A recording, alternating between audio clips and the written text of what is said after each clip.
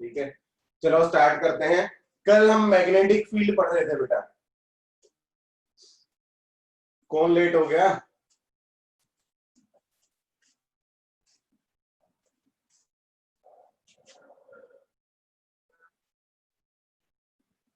धन्यवाद जी, धन्यवाद अनस साहब, आपको भी। ठीक है, लेट नहीं हुए भाई, टाइम पे आए, घड़ी चेक करो। ठीक है, हो सकता है आपकी घड़ी गलत हो। चलो, कल magnetic field due to various current carrying components हम देख रहे थे। उसमें हमने देखा एक स्ट्रेट वायर की वजह से और एक सर्कुलर आर्क की वजह से हमने पढ़ा था मैग्नेटिक फील्ड का फॉर्मूला। ठीक है, आज हम पढ़ेंगे बेटा नंबर 3 डालें, magnetic field on the axis of A current carrying circular loop. Current carrying circular loop, एक सर्कुलर लूप है जो करंट कैरी कर रहा है, उसके एक्सिस पे मैग्नेटिक फील्ड क्या होगी? Magnetic field on the axis of A current carrying circular loop. ठीक है, सर्कुलर लूप बेटा ऐसे अपना, ठीक है ना। सर्कुलर लूप कैसे? ऐसे बोर्ड के बाहर से आधा इधर आधा बोर्ड के पीछे, ठीक है ना, ऐसे लाइन नहीं कर रहा, यू नहीं है सर्कुलर लूप अपना, ठीक है ना। सर्कुलर लूप हमारा ऐसे है, 3D में हम शो नहीं कर पा रहे यहाँ पे इसको, ठीक है। सर्कुलर लूप अपना कुछ ऐसे है कि आधा बोर्ड के बाहर है, आधा पीछे वाले हिस्से में है, ठीक है। और ये करंट कैरी कर रहा है ऐसे कि मैं इधर देखूं, यहां से ऊपर से करंट निकला है, नीचे से करंट अंदर जा रहा है, ठीक है। ऊपर वाले पोर्शन से करंट निकल रहा है, नीचे वाले से अंदर जा रहा है, और पीछे भी ऐसे फ्लो कर रहा है, ठीक है। इसके एक्सिस पे एक रिंग है जिसका रेडियस है बेटा r, इसका रेडियस मान लें। इसके एक्सिस पे, भाई रिंग का एक्सिस तो ये होता है, जैसे ये रिंग है तो ये क्या हो गया इसका, ये मार्कर इसका एक्सिस होगा जो इसके सेंटर से पास करेगा, ठीक है। इसके एक्सिस पे किसी भी पॉइंट पे, कोई पॉइंट है P, सेंटर से x डिस्टेंस पे है, सेंटर से x डिस्टेंस पे, तो इस पॉइंट पे मैग्नेटिक फील्ड का फॉर्मूला हमारा होता है mu naught I R square upon 2 R square plus X square की power 3/2। Mu naught I R square upon 2 R square plus X square की पावर 3/2, जहां पे आर रेडियस है, एक्स उस पॉइंट की सेंटर से डिस्टेंस, एक्स उस point की सेंटर से डिस्टेंस, तो ये हमारा फॉर्मूला बन जाएगा मैग्नेटिक फील्ड का। ये पावर 3/2 है, 3/2, इसकी सिर्फ R square plus X square whole power 3/2, ठीक है। इसमें अब देखो हम एक केस देखें, अगर x 0 होता है अपना, x अपना 0 होता है, x 0 यानी कि ये पॉइंट सेंटर पे लाई कर रहा है, ये पॉइंट सेंटर पे, तो देखो फॉर्मूला क्या बनेगा अपना, मैग्नेटिक फील्ड क्या आएगी बेटा, mu naught I R square upon 2 R square, x तो 0 हो गया, आर स्क्वायर की पावर 3/2, तो 2 से 2 कट गया, तो ये क्या बच जाएगा, mu naught I upon 2r, mu naught I upon 2r। और आर्क लेंथ के फॉर्मूला से भी हमने यही पढ़ा था, आर्क लेंथ का फॉर्मूला क्या कहता है, mu naught I theta upon 4πr, ठीक है। उसमें भी सर्कुलर लिंक हो गए तो थीटा 2π, तो वहां से भी क्या आता है, mu naught I upon 2r ही आएगा, सेम रिजल्ट आता है, ठीक है। सेंटर के लिए ये हो गया, बाकी किसी भी पॉइंट पे आपको निकालनी है फील्ड, तो आप ये फॉर्मूला यूज करेंगे, ये फॉर्मूला आपको फील्ड की वैल्यू बता देगा, ठीक है। ये इसका ग्राफ अगर हम ड्रॉ करते हैं, ग्राफ ड्रॉ करें भाई, इसका ग्राफ कैसा बनेगा, एक्स के साथ मैग्नेटिक फील्ड कैसे वेरी करेगी, ठीक है। मैग्नेटिक फील्ड मैक्सिमम कहां पे होगी, जब एक्स मिनिमम होगा, ठीक है। कहां पे बेटा, क्यूब कहां पे आएगा, कहीं नहीं आएगा क्यूब। अगर x इंफिनिटी हो तो उसका भी बना रहे अपन, x इंफिनिटी होगा तो कुछ ना कुछ वैल्यू होगी इसकी भी, ठीक है ना, बहुत स्मॉल वैल्यू होगी, नियरली अप्रोचिंग जीरो, ठीक है। लेफ्ट साइड में बेटा ये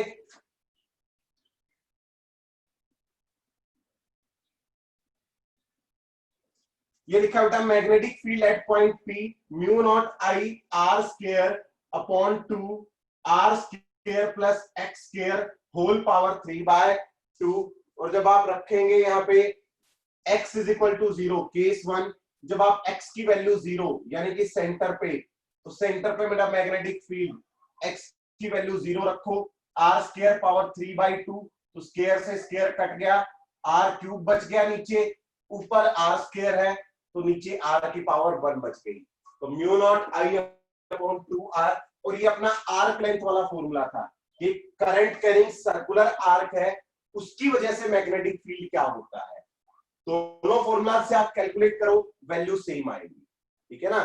दोनों ही फॉर्मूला से हमारी वैल्यू मैग्नेटिक फील्ड की सेम आएगी, ठीक है जी, क्लियर सबको। अगर हम इसका ग्राफ ड्रॉ करते हैं बेटा, ग्राफ ड्रॉ अगर हम इसका करते हैं तो फील्ड मैक्सिमम कहां पे होगी, x इज इक्वल टू 0 पे मैक्सिमम, ठीक है। लास्ट वन ये वाला बेटा आर्क लेंथ का फॉर्मूला है बेटा, ये कल पढ़ा था हमने कि magnetic field due to current carrying arc mu naught I theta upon 4 pi R, mu naught I theta upon 4 pi R, ये कल पढ़ाया फॉर्मूला, ये लिखने की जरूरत नहीं है, ये तो जस्ट मैंने ऐसे कंपैरिजन करने के लिए बता दिया, ठीक है, कि आप इस फॉर्मूला से निकालेंगे तो भी वैल्यू सेम आएगी, ठीक है। मैक्सिमम बेटा यहाँ पे अगर आप इस तरफ आते हो -x, अगर मैं इसको ओरिजिन मान रहा हूं तो ये पॉजिटिव x, ये नेगेटिव x, तो दोनों तरफ की फील्ड क्या होगी, डिक्रीज होगी, दोनों ही डायरेक्शंस में, ठीक है ना। ये x है, ये अपना मैग्नेटिक फील्ड है b, दोनों ही डायरेक्शंस में मैग्नेटिक फील्ड डिक्रीज होगी। यहाँ पे मैक्सिमम इधर जाओगे तो भी डिक्रीज होगी, इधर जाओगे तो भी डिक्रीज होगी, बस डायरेक्शन का फर्क पड़ेगा। डायरेक्शन बताया था बेटा, राइट हैंड थंब रूल, भाई करंट ऐसे फ्लो कर रहा है, ऊपर से बाहर निकल रहा है, तो करंट ऐसे, तो इस डायरेक्शन में इधर अगर मैं देखूंगा तो मैग्नेटिक फील्ड होगी अपनी इस तरफ, इधर मैग्नेटिक फील्ड होगी इस तरफ, और इधर भी अगर मैं देखूंगा तो इधर भी मैग्नेटिक फील्ड होगी हमारी इस डायरेक्शन में, ठीक है ना। मैग्नेटिक फील्ड हमारी इस डायरेक्शन में होगी, सेम डायरेक्शन में इधर जा रहा है मैग्नेटिक फील्ड, ठीक है ना। और ये बनता भी है क्योंकि देखो आपको एक रूल याद है कि आप करंट अगर किसी रिंग में एंटी क्लॉकवाइज फ्लो कर रहा है तो उसको हम नॉर्थ पोल बोलते थे, क्योंकि एक करंट कैरिंग लूप, एक करंट कैरिंग लूप एक मैग्नेटिक बार मैग्नेट की तरह बिहेव करता है, जिसके पास दो पोल्स होते हैं, एक नॉर्थ और एक साउथ। तो आप इसमें देखें बेटा, ऐसे है लूप, तो मैं इधर से देखूंगा तो नॉर्थ पोल दिखाई देगा, इस तरफ साउथ, यानी कि इधर बन रहा है नॉर्थ, इधर बन रहा है साउथ, तो मैग्नेटिक फील्ड की डायरेक्शन क्या होती है, north to south, north to south. तो इधर से ऐसे, इधर से घूम के आएगी तो इधर से भी ऐसे, एक्सिस के along magnetic field same direction में होगी अपनी, ठीक है। हमारा डिस्कशन, हमारे सिलेबस में डिस्कशन सिर्फ एक्सिस का है, यहां पे किसी पॉइंट, यहां किसी पॉइंट, वहां से हमें कोई लेना देना नहीं, हमारा डिस्कशन सिर्फ एक्सिस पे किसी पॉइंट तक लिमिटेड है, ठीक है।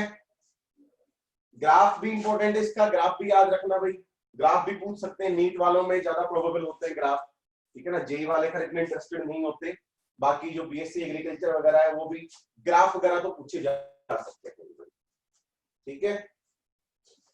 चले आगे फिर करें क्वेश्चन।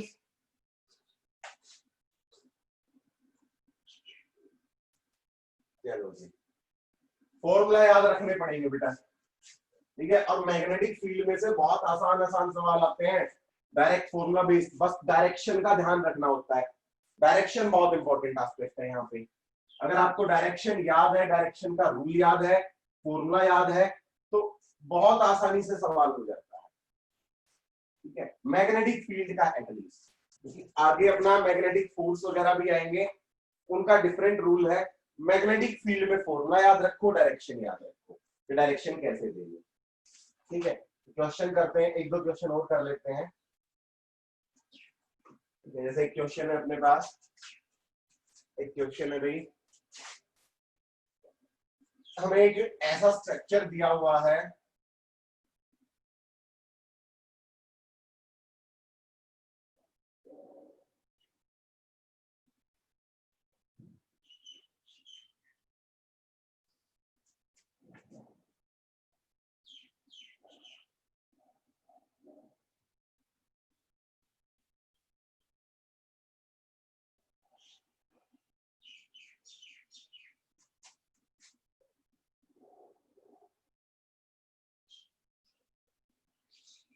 ये एक ऐसा स्ट्रक्चर दिया हुआ है, इसमें करंट फ्लो कर रहा है, एंटी क्लॉकवाइज डायरेक्शन में करंट फ्लो कर रहा है, सब में सेम करंट है बेटा। करंट की वैल्यू दी हुई है आई करंट फ्लो कर रहा है, ठीक है। ये इसका सेंटर है, ये डिस्टेंस है ए, ये भी सेम ए है, और ये वाली जो डिस्टेंस है ये दी हुई है 2a, ये 2a है, ये वाली भी सेम है, ये भी 2a है, ठीक है। समझा देंगे बेटा, समझा देंगे एक बार, ठीक है। आगे कोई क्वेश्चन आएगा, क्वेश्चन के थ्रू समझ लेंगे फिर इसको, ठीक है। ये डिस्टेंस दी हुई बेटा a, ये वाली डिस्टेंस हमें दी हुई है 2a, ठीक है। और ये वाले जो है ना, ये यहाँ पे कुछ एंगल बना रहा है, ये वाला जो स्ट्रक्चर है ना, ये लाइंस, या मैं कह दूं ये आर्क यहाँ पे एंगल बना रही है 60 डिग्री का, ये 60 डिग्री का एंगल बना रही है। सेम ये वाली आर्क भी, ये आर्क भी यहाँ पे 60 डिग्री का एंगल बना रही है, ठीक है। थोड़ा सा डायग्राम में थोड़ा इधर उधर हो गया, लेकिन ये आर्क यहाँ पे 60 डिग्री बना रही है, ये भी 60 डिग्री बना रही है, ये दोनों आर्क्स भी सिमिलर है, ठीक है। Find magnetic field at centre, इस पॉइंट पे find net magnetic field at O. Question है find magnetic field at O, magnetic field at O. O पे मैग्नेटिक फील्ड बताओ, टोटल मैग्नेटिक फील्ड कितनी होगी पॉइंट ओ पे, ठीक है। तो देखो भाई, ये एक स्ट्रेट वायर है, ये भी एक स्ट्रेट वायर है, पीसीज में ब्रेक कर लो इस सिस्टम को ना, यहां से शुरू कर दो। नंबर 1 ये एक आर्क है, इसको दे दिया नंबर 1, इस वायर को नंबर 2, इस आर्क को नंबर 3, इस वायर को नंबर 4, इस आर्क को नंबर 5, इस वायर को 6, इसको 7 और इस वायर को 8। सभी को नंबरिंग दे दी, सारे एलिमेंट्स की नंबरिंग कर दी, 1 2 3 4 5 6 7 8, ठीक है। अब देखो बेटा, ये एक वायर है और ये पॉइंट इस वायर की लेंथ के लोग लाई कर रहा है, दिख नहीं रहा लेकिन एक्चुअल में लाई कर रहा है, फिगर में थोड़ी गड़बड़ी होगी। ये पॉइंट इस वायर की लेंथ पे लाई कर रहा है, तो इसकी वजह से यहां पे फील्ड 0, इस लेंथ इस वायर की भी लाइन पे लाई कर रहा है, तो इसकी वजह से भी फील्ड 0, इसकी वजह से भी 0 और इसकी वजह से भी 0, ठीक है। तो अगर हम देखें, magnetic field due to 2 is equal to magnetic field due to 8 is equal to B4 is equal to B6, और ये क्या आएगा 0। इन सभी की वजह से मैग्नेटिक फील्ड यहाँ पे आएगी 0, क्योंकि ये पॉइंट इसकी लाइन के अलोंग लाई कर रहा है, ठीक है ना, इसकी लाइन के अलोंग लाई कर रहा है। तो खत्म इनका किस्सा, तो भाई इन दोनों इन चारों का किस्सा खत्म, इनको हटा दो, इनको निकाल के फेंक दो, इनका कोई काम नहीं होती, ठीक है ना, क्योंकि इनकी वजह से तो कोई फील्ड है ही नहीं। अब फील्ड बची किस किस की वजह से भाई, इस आर्क की वजह से, इस आर्क की वजह से, इस आर्क की और इस आर्क की, ठीक है। अगर मैं देखूं ये वाली आर्क वन की वजह से मैग्नेटिक फील्ड क्या होगी, B1 अगर हम लिखेंगे, B1 फॉर्मूला होता है म्यू नॉट आई थीटा।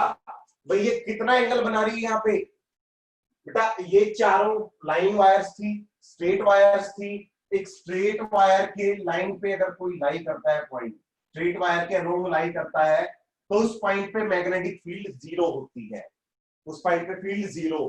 तो ये जो 4 वायर्स थी, इन चारों वायर्स के पॉइंट पे लाइन पे लाई कर रहा था ये पॉइंट, तो उसकी वजह से उन चारों वायर्स की वजह से यहाँ पे फील्ड 0। अब मैं बात कर रहा हूं इस आर्क 1 की। आर्क का फॉर्मूला क्या होता है, mu naught I theta upon 4 pi R. तो म्यू नॉट आई थीटा बेटा कितना एंगल बना रही है ये आर्क, यहाँ पे 60 डिग्री एंगल बना रही है भाई, ये आर्क 60 बना रही है, ये भी 60, तो 60 डिग्री को पाई में कन्वर्ट करो, पाई बाय 3, तो mu naught I theta upon 4 pi into इस आर्क का रेडियस, इसका रेडियस क्या है बेटा 2a, इस आर्क का रेडियस है 2a, तो मल्टीप्लाइड बाय 2a, पाई से पाई कट गया, तो क्या बच गया ये अपना mu naught I upon 3 2 6 4 24 upon 24। 1 की वजह से मैग्नेटिक फील्ड ये आ गई, डायरेक्शन देखो भाई, डायरेक्शन देखो, करंट इस तरफ जा रहा है तो मैग्नेटिक फील्ड अपवर्ड, बाहर की तरफ के कैप है, तो डायरेक्शन दे दी भाई के कैप। ठीक है, आर्क नंबर 5, ये जो आर्क है, ये आर्क एंगल कितना बना रही है 60 डिग्री, इसका रेडियस भी क्या है 2a, तो क्या इसकी फील्ड भी बिल्कुल इसके इक्वल ही आएगी, तो बिल्कुल आएगी बेटा, mu naught I upon 24a, क्योंकि एंगल भी सेम बना रही है और रेडियस भी दोनों का सेम है और करंट भी सेम कैरी कर रही है, तो मैग्नेटिक फील्ड दोनों की क्या आएगी सेम।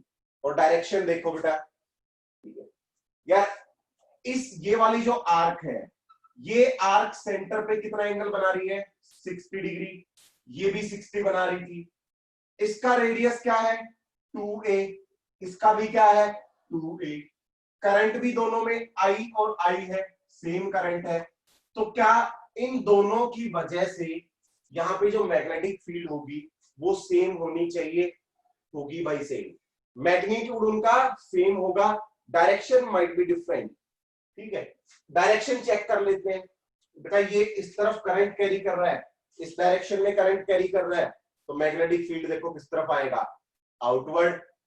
ठीक है भाई, डायरेक्शन देखो यार, ये करंट ऐसे कैरी कर रहा है तो फिंगर्स ऐसे घुमाओ, फिंगर्स ऐसे, तो थंब किस तरफ है बाहर, तो मैग्नेटिक फील्ड किस तरफ आएगी बाहर की तरफ।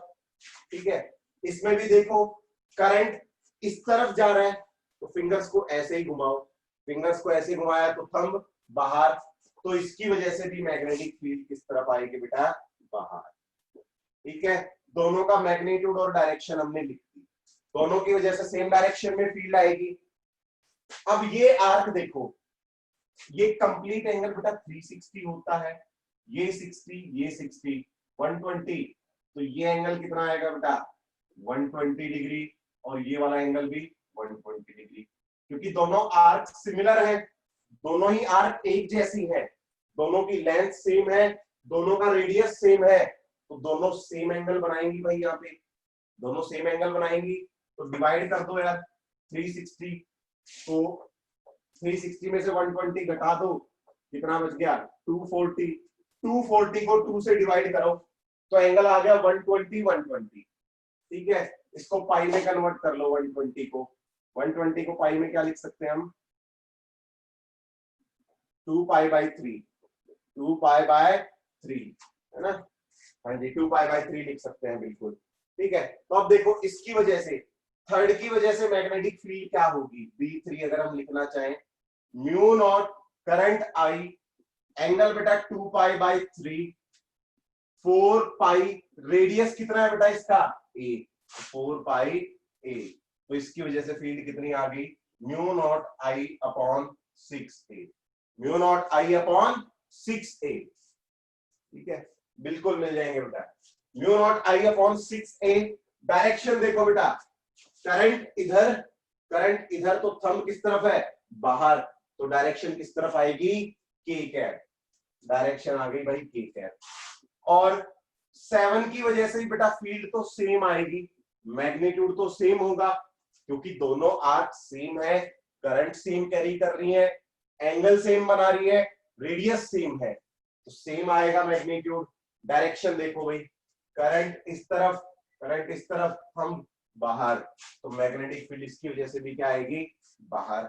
और टोटल मैग्नेटिक फील्ड क्या करोगे बेटा, सबकी मैग्नेटिक फील्ड एक ही डायरेक्शन में है, सबकी वजह से फील्ड एक डायरेक्शन में है, तो टोटल के लिए सबको जोड़ दो, सारी मैग्नेटिक फील्ड्स को जोड़ दो। ठीक है, नेट के लिए, नेट मैग्नेटिक फील्ड के लिए सबको जोड़ दो। ठीक है जी, क्लियर।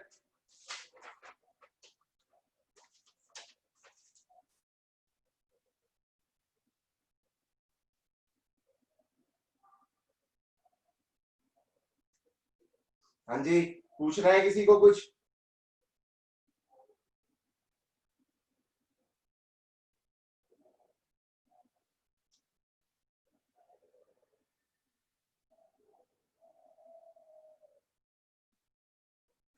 नहीं पूछना तो एक TNT डालो फिर, एक टीएनटी डालो और एक इंपॉर्टेंट रिजल्ट लिखते हैं।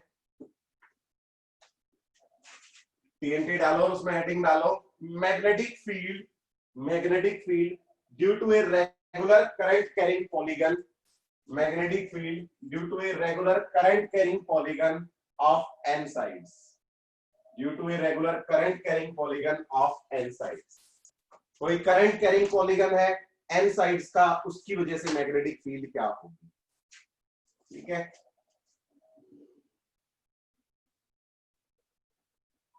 एक करंट कैरिंग पॉलीगन बना लेते हैं भाई, ये पॉलीगन है, ये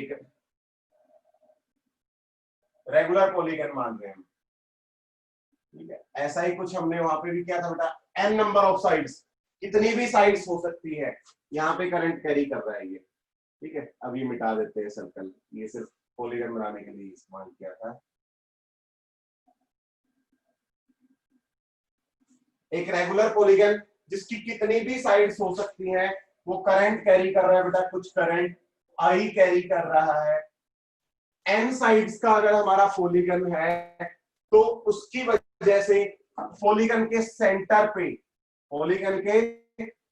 पे मैग्नेटिक फील्ड क्या होगी। तो सेंटर पे मैग्नेटिक फील्ड का फॉर्मूला होता है बेटा 2n mu naught I upon 4 pi r into tangent of pi by n, into tangent of pi by n। r क्या है यहाँ पे, इसका एज से डिस्टेंस, किसी भी एज से इसका डिस्टेंस हम मानते हैं r। ठीक है ना, किसी भी एज से सेंटर का डिस्टेंस r है, तो इसका फॉर्मूला होगा 2n। n क्या है, number of sides, mu naught पता है, i पता है, 4 पाई, r क्या हो गया बेटा, एज से सेंटर का डिस्टेंस, और tangent of pi divided by number of sides. ठीक है, ये फॉर्मूला इस्तेमाल कर लेंगे। ठीक है, बहुत रेयरली आस्क क्वेश्चन होते हैं, लेकिन फिर भी लिख लें इसको।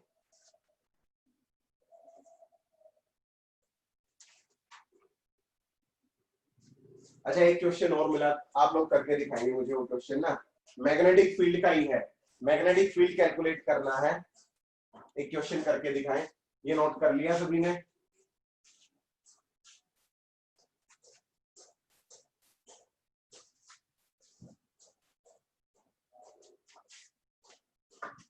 एक सवाल है भाई अपना, मैग्नेटिक फील्ड बताना है, करंट कैरिंग एलिमेंट है हमारे, एक सेमीफाइनाइट वायर इधर है, एक सेमीफाइनाइट वायर इधर है, या एक इनफाइनाइट वायर को बीच में से बेंड कर दिया, बीचों बीच बेंड कर दिया, 90 डिग्री पे बेंड कर दिया। ठीक है, एक पॉइंट है यहाँ पे P, ये इधर करंट कैरी कर रही है I, ये इधर करंट कैरी कर रही है, सेम करंट I। ठीक है, एक पॉइंट है P जिसकी यहां से डिस्टेंस है A, यहां से भी डिस्टेंस है A, दोनों से परपेंडिकुलर डिस्टेंस A है, ये भी एंगल 90 डिग्री है। Find net magnetic field eight P, बताओ P पे नेट मैग्नेटिक फील्ड क्या होगी। पॉइंट P पे नेट मैग्नेटिक फील्ड बता दो भाई क्या होगी, करके दिखाओ ये सवाल।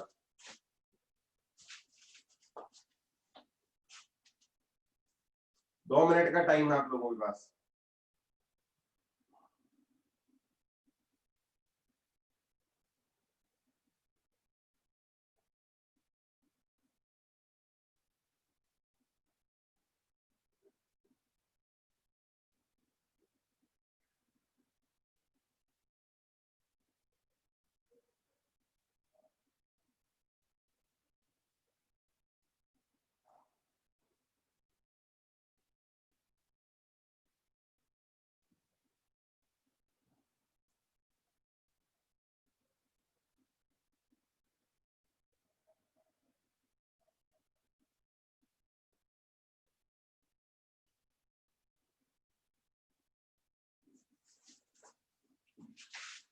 जी देखो, इस पॉइंट पे फील्ड निकालनी है तो पहले इसके एंगल्स पता होने चाहिए।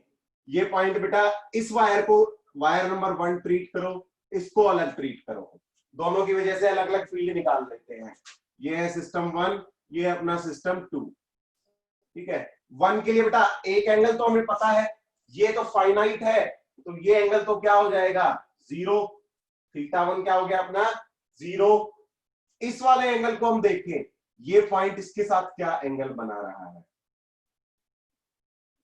बेटा, ये एक स्क्वायर बनेगा। अगर मैं देखूं ये वाला एक स्क्वायर बनेगा, क्योंकि ये भी ए, एंगल भी 90 90, तो ये एक स्क्वायर बनेगा। तो ये एंगल क्या होगा बेटा, स्क्वायर का डायगोनल बाइसेक्ट करता है तो 45 डिग्री, और ये वाला एंगल भी अपना क्या हो जाएगा 45 डिग्री। ठीक है, तो मैं 1 की वजह से मैग्नेटिक फील्ड निकालता हूं। 1 की वजह से मैग्नेटिक फील्ड फॉर्मूला होता है बेटा mu naught I upon 4 pi A upon 4 pi, distance क्या हो गई अपनी ए, mu naught I upon 4 pi A into semi finite wire है तो 1 प्लस कोस ऑफ 45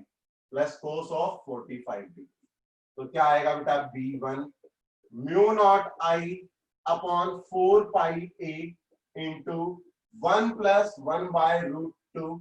डायरेक्शन बेटा करंट ऊपर है तो मैग्नेटिक फील्ड किस तरफ होगी, right hand thumb rule, current ऊपर तो मैग्नेटिक फील्ड डाउनवर्ड, तो डायरेक्शन आएगी माइनस के है, माइनस के है।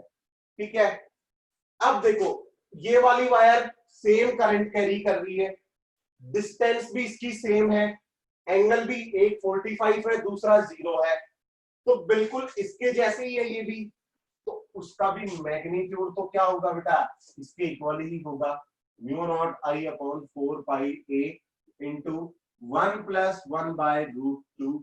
और डायरेक्शन भाई करंट इधर तो मैग्नेटिक फील्ड किस तरफ होगी इस पॉइंट पे, डाउनवर्ड, मैग्नेटिक फील्ड डाउनवर्ड, तो फिर से क्या आएगा माइनस के कैप, मैग्नेटिक फील्ड की डायरेक्शन फिर से माइनस के कैप, माइनस आएगी बेटा, करंट इधर है, फिंगर्स नीचे करो पॉइंट की तरफ, तो हथेली अंदर है तो मैग्नेटिक फील्ड भी अंदर आएगी, दोनों की वजह से मैग्नेटिक फील्ड का मैग्नीट्यूड भी सेम, डायरेक्शन भी सेम, तो टोटल फील्ड क्या हो जाएगी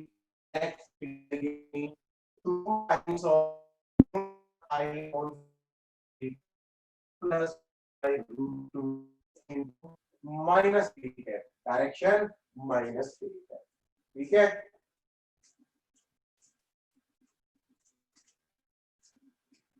क्लियर।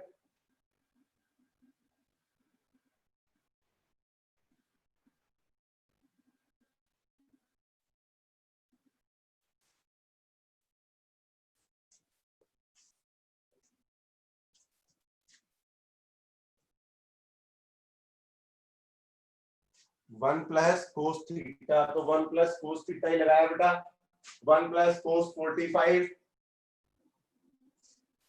सेमी फाइनाइट वायर के लिए तो बेटा 1 प्लस कोस थीटा ही होता है फॉर्मूला, क्योंकि ये 0 डिग्री तो cos theta 1 plus cos theta 2 होता है, ये 0 डिग्री तो कोस 0 1 प्लस दूसरा थीटा ये रहा 45 डिग्री, वही फॉर्मूला इस्तेमाल किया, चक्षु खोलो अपने, कोस 45 1 बाई रूट 2 ही होता है।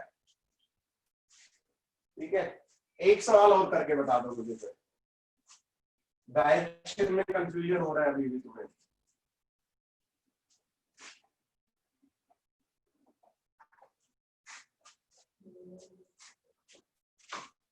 अगला सवाल, एक स्क्वायर लूप है, स्क्वायर लूप है, करंट कैरिंग लूप है, स्क्वायर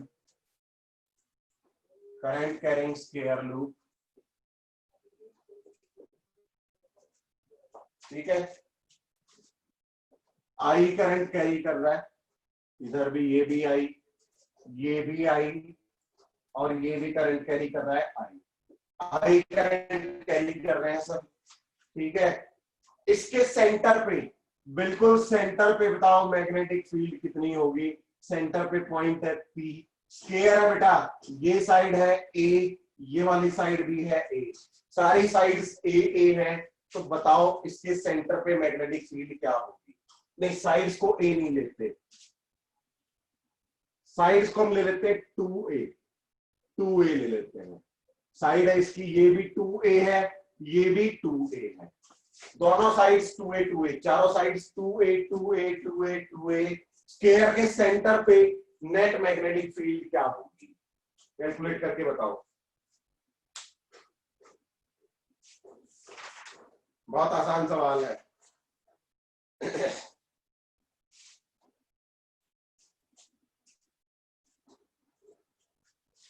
जीरो वाले भाई साहब दिमाग इस्तेमाल करो। नो, बड़ा सारा जीरो मिलेगा अगर इसका आंसर जीरो लिखा ना, तो इससे बड़ा जीरो तुझे मिलेगा फिर।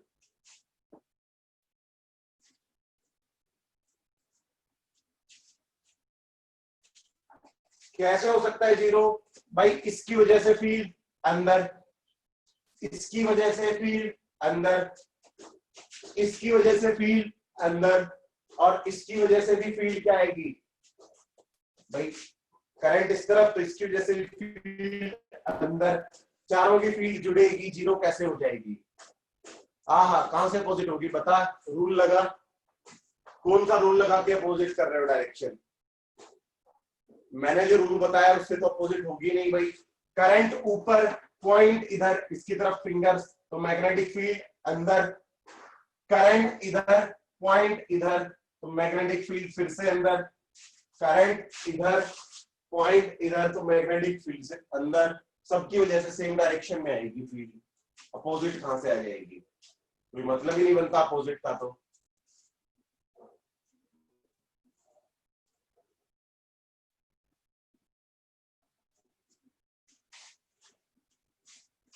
देखो भाई, एक की वजह से फील्ड निकाल लो यार, सभी की वजह से सेम होगी क्योंकि सबकी लेंथ सेम है। एंगल भी देखो यार सारे सेम बनाएंगे। ये एंगल 45, ये भी 45, इसके भी बेटा 45 और 45, सभी के एंगल्स भी सेम होंगे। सभी की परपेंडिकुलर डिस्टेंस ए है। परपेंडिकुलर डिस्टेंस लेते हैं ना बेटा, ए आएगी क्योंकि साइड 2a है, तो half A, perpendicular distance A, तो मैग्नेटिक फील्ड आएगी mu naught I upon 4 pi A into cos of theta 1, cos 45 1 by root 2 plus 1 by root 2। तो ये क्या बच गया? Mu naught I upon 4 pi A into root 2। ये एक की वजह से फील्ड आई है भाई, एक की वजह से फील्ड आई इतनी।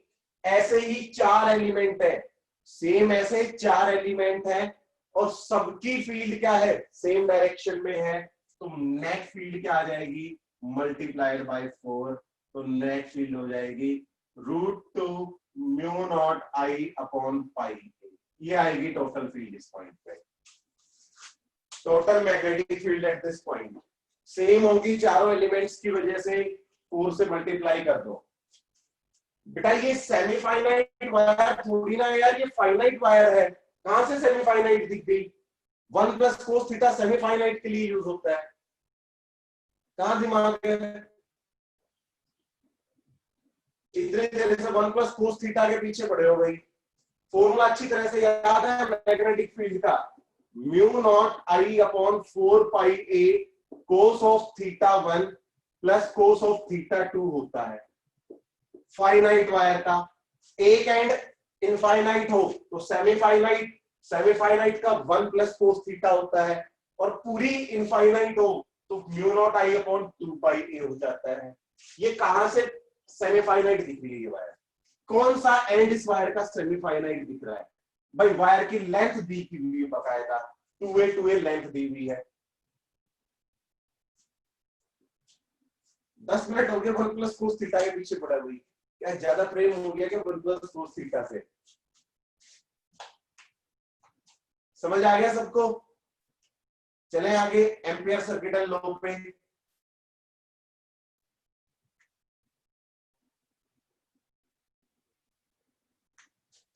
हेडिंग डालो बेटा ampere circuit and law. Ampere circuit and law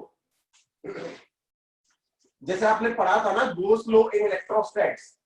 इलेक्ट्रोस्टैट्स में हमने गोस लॉ पढ़ा था, वो हमें इलेक्ट्रिक फील्ड कैलकुलेट करना बताता था भाई। क्लोज्ड लूप में, एक क्लोज लूप में हमें वो इलेक्ट्रिक फील्ड कैलकुलेट करना बताता था। सिमिलरली उसी तरह यहाँ पे एम्पियर सर्किटल लॉ है, बिल्कुल उसके जैसा ही, जैसे वो अप्लाई करते थे वैसे ही ये अप्लाई करेंगे, बस थोड़ा सा मैग्नेटिक फील्ड का फर्क है यहाँ पे। वहां पे आप इलेक्ट्रिक फील्ड कैलकुलेट करते थे, यहाँ पे मैग्नेटिक फील्ड कैलकुलेट करेंगे। ठीक है, हेडिंग डालें ampere circuital law, ampere circuital law.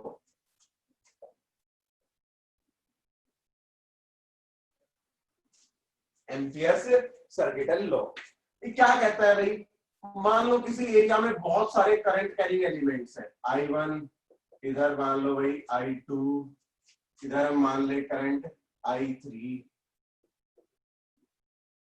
ठीक है, एक कोई इधर वायर है जो करंट कैरी कर रही है I4। ठीक है, आपको क्या करना है, बहुत सारे करंट कैरिंग एलिमेंट्स, एक एलिमेंट की वजह से हम निकाल लेंगे, ठीक है, बट हमारे पास लिमिटेशंस है, जो हमने फॉर्मूलाज पढ़े हैं, हमारे फॉर्मूलाज की लिमिटेशंस है बेटा। हाँ जी बिल्कुल बेटा, mu naught I upon pi A into root 2। ठीक है, हमने जो फॉर्मूलाज पढ़े वो फॉर्मूलाज लिमिटेड केसेस में एप्लीकेबल है, जैसे स्ट्रेट वायर के लिए अप्लाई कर दिया, सर्कुलर आर्क के लिए अप्लाई कर दिया, कोई टेढ़ी मेढ़ी वायर आपको दे दी जाए, कोई सिलिंड्रिकल वायर दे दी जाए, है ना, तो उन सब केसेस में हम कैसे निकाल लेंगे, क्योंकि हमारा जो फॉर्मूला लिमिटेड है। ठीक है ना, सभी का वीडियो ब्लर हो रहा है बेटा या किसी एक बच्चे के साथ प्रॉब्लम आ रही है, बाकी लोग क्लियरली देख पा रहे हैं?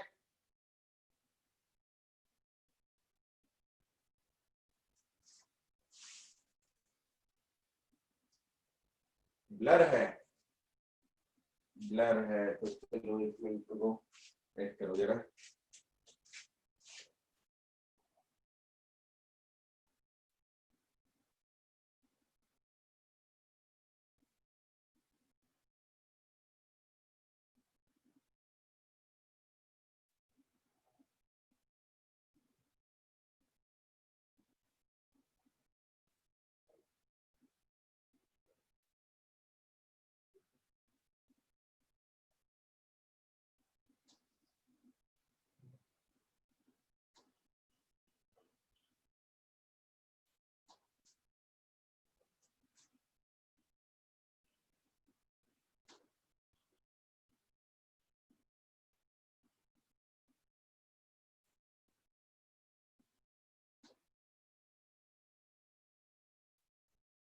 अब हो गया बेटा सही, क्लियर है? चलिए, सभी को क्लियरली विजिबल है ना बेटा? ठीक है, गुड। चलो बेटा, इस केस के लिए अब हम देखते हैं कि आपको ना बहुत सारी वायर्स दे दी जाए, क्योंकि आप एक स्ट्रेट वायर की वजह से फील्ड कैलकुलेट करके बता सकते हो, ठीक है ना, आप एक सर्कुलर लूप की वजह से बता सकते हो, सर्कुलर आर्क की वजह से बता सकते हो, आपको कोई भी आर्बिट्री शेप दे दी जाए, क्योंकि ये तो हमारे लिमिटेड फॉर्मूलाज है, हमने सिर्फ 3 केसेस के पढ़े हैं, स्ट्रेट वायर, आर्क और लूप, बाकी आपको कोई भी केस दे दिया जाए तो आप उसके लिए मैग्नेटिक फील्ड कैसे निकालोगे, कोई भी जनरलाइज सिचुएशन हमें अगर दे दी जाए तो हम मैग्नेटिक फील्ड कैसे कैलकुलेट करेंगे, वो हमें बताया एम्पियर सर्किटल लॉ ने। ठीक है, एम्पियर सर्किटल लॉ क्या कहता है कि किसी रीजन में बहुत सारे करंट कैरिंग एलिमेंट्स हैं, कोई इधर करंट कैरी कर रहा है, कोई इधर करंट कैरी कर रहा है, ठीक है ना, बहुत सारे करंट कैरिंग एलिमेंट्स है बेटा आपने, ठीक है, आपको किसी पॉइंट पे फील्ड निकालनी है, इन एलिमेंट्स की वजह से इस पॉइंट पी पे ना आपको मैग्नेटिक फील्ड निकालनी है, आपको इस पॉइंट पी पे मैग्नेटिक फील्ड निकालनी है। तो एम्पियर सर ने क्या बताया कि आप इस पॉइंट से पास होने वाला ना एक लूप ड्रॉ करो, इस पॉइंट से पास होने वाला एक लूप ड्रॉ करो, तो एक लूप ड्रॉ करो जो इन तीनों को, जितने भी यहाँ पे मैक्सिमम एलिमेंट्स जो है ना उनको अपने अंदर एनक्लोज कर दे। तो ये लूप ड्रॉ किया, लूप ऐसे नहीं है बेटा, ये लूप अपना ऐसे है, यू ड्रॉ किया, जैसे ये एलिमेंट है तो लूप हमारा ऐसे है, ऐसे लूप ड्रॉ किया कि ये लूप तीनों एलिमेंट्स को, मैक्सिमम नंबर ऑफ एलिमेंट्स को अपने अंदर समा ले। ठीक है, इस लूप को ड्रॉ करने का, जो अपना क्लोज्ड लूप आप ड्रॉ करोगे ना, यहाँ पे ये जो आप लूप ड्रॉ करोगे, इस लूप को ड्रॉ करने का एक तरीका होता है, एक स्टैंडर्ड वे है। ऐसे नहीं है, क्योंकि यहां से पास होने वाला लूप तो बेटा आप ऐसे भी तो ड्रॉ कर सकते हो, आप ऐसे भी ड्रॉ कर सकते हो, आप ऐसे भी ड्रॉ कर सकते हो। बहुत सारे लूप्स पॉसिबल है जो तीनों वायर्स को एनक्लोज कर लें, लेकिन हमने ये एक ही लूप चूज किया, ये एक ही लूप चूज किया। क्यों चूज किया इस लूप को? एम्पियर सर ने हमें बताया कि लूप चूज करते टाइम एक चीज ध्यान रहे, आप लूप को वैसे ही मानेंगे जैसा कि इन एलिमेंट्स का मैग्नेटिक फील्ड का पैटर्न होगा। ठीक है, जैसे बहुत सारी स्ट्रेट वायर्स है बेटा, एक स्ट्रेट वायर के वजह से आप यहाँ पे फील्ड निकालना चाहते हैं, ठीक है, तो आप एक लूप ड्रॉ करोगे इस पॉइंट से पास होने वाला। कैसे ड्रॉ करोगे भाई? स्ट्रेट वायर है, इसकी मैग्नेटिक फील्ड कैसी होगी? सर्कुलर, इसके अराउंड ऐसे सर्कुलर होगी इसकी मैग्नेटिक फील्ड, तो इसकी मैग्नेटिक फील्ड के अलोंग ही एक लूप मान लो, इसकी मैग्नेटिक फील्ड के अलोंग ही एक लूप मान लो।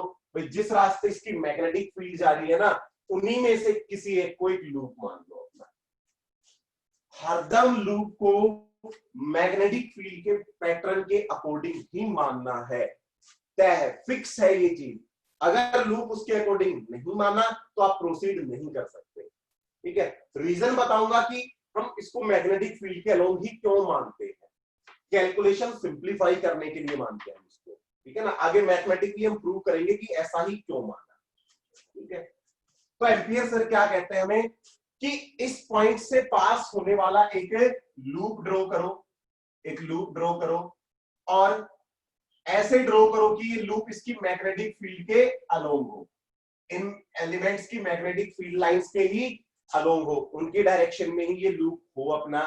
तो इस पॉइंट पे आप मैग्नेटिक फील्ड लिख सकते हैं कि इस पॉइंट पे मैग्नेटिक फील्ड आएगी अपनी closed integral, line integral, sorry, line integral of magnetic field.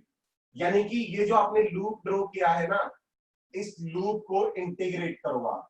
यहाँ पे एक छोटा टुकड़ा मान लो, ठीक है ना, ये लूप ड्रॉ किया, यहाँ पे एक छोटा सा टुकड़ा मान लो डीएल, बिल्कुल इस कॉर्नर पे, इस पॉइंट पे ना एक छोटा सा टुकड़ा मान लो डीएल, चाहे कहीं पे भी मान लो, एक बहुत छोटा टुकड़ा माना इस लूप के ऊपर ही। जैसे ये लूप था अपना, तो कहीं पे भी एक बहुत छोटा स्ट्रेट टुकड़ा मान सकता हूँ, बहुत छोटी लाइन लगभग स्ट्रेट लाइन होगी, तो एक छोटा टुकड़ा मानना, इस छोटे टुकड़े के ऊपर मैग्नेटिक फील्ड को इंटीग्रेट कर दो। यानी कि यहाँ पे मैग्नेटिक फील्ड बेटा अंदर होगी, अंदर की तरफ होगी ना, क्योंकि लूप अपना ऐसे है, लूप अपना ऐसे है, और मैग्नेटिक फील्ड भी ऐसे ही है, तो मैग्नेटिक फील्ड भी अंदर, लेंथ वेक्टर भी अंदर, दोनों के बीच में एंगल क्या हो गया? 0 डिग्री एंगल आ गया दोनों के बीच में। ये रीजन था कि हम दोनों को सेम डायरेक्शन में मानते हैं, क्योंकि यहाँ पे डॉट प्रोडक्ट होता है, अगर एंगल कोई और आएगा तो आपको पंगा पड़ जाएगा भाई, आपको थीटा को भी इंटीग्रेट करना पड़ जाएगा। ठीक है, इसलिए हम ऐसा मानते हैं इस पैटर्न को। यहाँ पे आपने एक छोटा एलिमेंट माना, इस छोटे एलिमेंट पे मैग्नेटिक फील्ड थी बी, इस छोटे पॉइंट पे मैग्नेटिक फील्ड थी बी, तो आप इस बी को कंप्लीट लेंथ के लिए इंटीग्रेट कर दो, और ये किसके इक्वल आएगा? Mu naught into current enclosed with in the loop, mu naught into current enclosed with in the loop.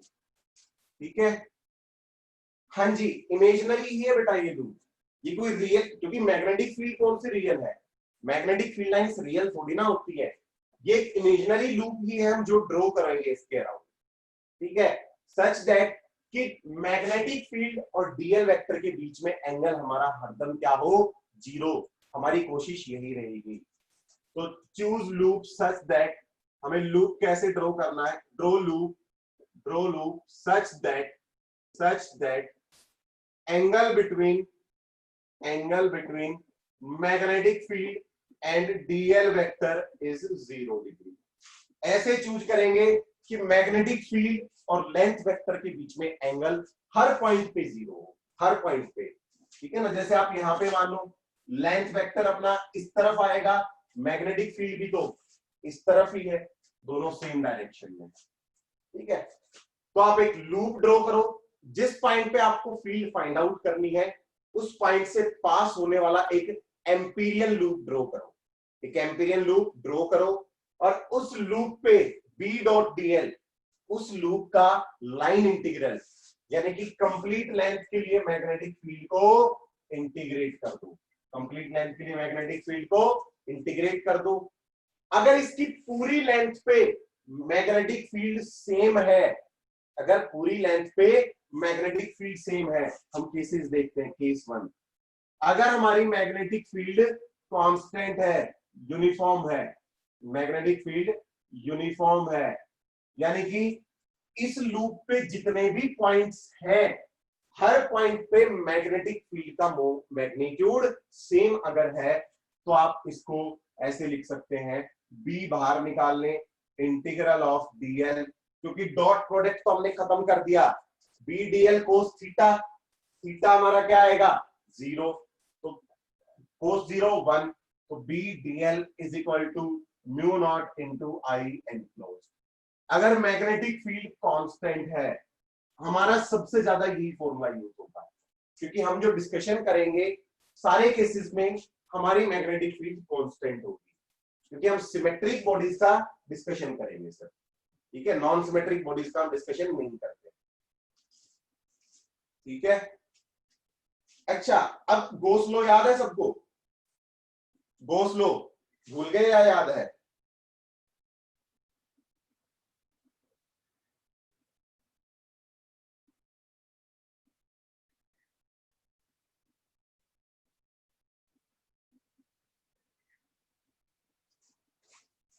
जी थोड़ा थोड़ा याद है, थोड़ा थोड़ा क्यों भाई, पढ़ा तो पूरा था, फिर याद थोड़ा थोड़ा क्यों है? गॉस लॉ में मैंने तुम्हें एक बात बताई थी कि जब हम इलेक्ट्रिक फील्ड निकालते थे, तो उसमें जब आप फ्लक्स लिखते थे राइट हैंड साइड में क्यू एनक्लोज जो आप लिखते थे, तो क्यू एनक्लोज में आप सिर्फ और सिर्फ एनक्लोज चार्ज लिखते थे, ठीक है। आई मीन टू से कि जैसे आप ये 3 चार्जेस थे Q1, Q2, Q3, आपको यहाँ पे फील्ड निकालनी थी, तो आप ऐसे लूप ड्रॉ करते थे, ठीक है, और अपना एक फॉर्मूला होता था E डॉट बी ए का closed integral is equal to Q enclosed by epsilon naught, Q enclosed by epsilon naught. और वहां पे मैंने एक बात कही थी कि राइट हैंड साइड में आप जो चार्ज लिखते हो वो सिर्फ एनक्लोज चार्ज लिखोगे, बाहर मान लो एक और चार्ज है Q4, आप राइट हैंड साइड में सिर्फ एनक्लोज्ड चार्ज लिखते हैं, लेकिन लेफ्ट हैंड साइड में जो फील्ड होती है वो चारों चार्जेस की वजह से होती है। बताई थी ये बात मैंने, याद हो तो किसी को, किसी प्राणी को याद है ये बात? राइट हैंड साइड में हम चार्ज सिर्फ एनक्लोज्ड लिखते थे जो रीजन के अंदर होता था, और आप फील्ड जो लिखते थे, फील्ड के बारे में मैंने कहा था कि ये फील्ड चारों की है, और राइट हैंड साइड में सिर्फ 3 चार्ज लिखते थे, और इसका रीजन बताया था मैंने कि भाई इस चार्ज की वजह से जितना फ्लक्स एंटर करेगा उतना फ्लक्स बाहर निकल जाएगा, इसलिए इसको हम नहीं लिखते, ठीक है। ठीक है, कोई बात नहीं, नहीं किया तो कोई बात नहीं, अब पढ़ लो, मैग्नेटिक फील्ड में भी यही बात है, सेम फंडा मैग्नेटिक फील्ड के लिए अप्लाई होता है। या इस पॉइंट पे मैग्नेटिक फील्ड लिख रहे हो ना, तो ये मैग्नेटिक फील्ड इन चारों करंट कैरिंग एलिमेंट्स की वजह से है, ठीक है ना, ये मैग्नेटिक फील्ड इन चारों करंट कैरिंग एलिमेंट्स की वजह से है, अकेले इन 3 की वजह से नहीं है। लेकिन फॉर्मूला में आपको कुछ और ही दिखेगा, यहाँ पे आप आई एनक्लोज्ड यानी कि आप सिर्फ इन 3 करंट्स को लिखते हैं फॉर्मूला में, बट मैग्नेटिक फील्ड चारों की वजह से आती है, सेम रीजन है यहाँ पे भी, क्योंकि इसकी वजह से इस लूप में से जितनी फील्ड एंटर करती है उतनी ही बाहर निकल जाती है, तो इसका हम अगर लिख भी देंगे तो 0 आएगा, ठीक है। तो नेट मैग्नेटिक फील्ड हम किसके लिए लिखेंगे? सारे लाइन चार्जेस की, सारे करंट्स की वजह से, और चार्ज करंट एनक्लोज सिर्फ ये 3 लिखेंगे, ठीक है। तो एक TNT बनाओ और लिख लो। अच्छा, आई एनक्लोज कैसे लिखना है बेटा? करंट की डायरेक्शन के अकॉर्डिंग लिखना है एनक्लोज करंट को, ठीक है। अगर आप एक डायरेक्शन में करंट पॉजिटिव मान रहे हो, मान लो ऊपर पॉजिटिव मान रहे हो, तो नीचे नेगेटिव आएगा, I1 minus I2 plus I3, ठीक है। स्केलर सम लिखना है बेटा इसका। क्लियर है? ठीक है, एक डायरेक्शन में पॉजिटिव और दूसरी डायरेक्शन में negative.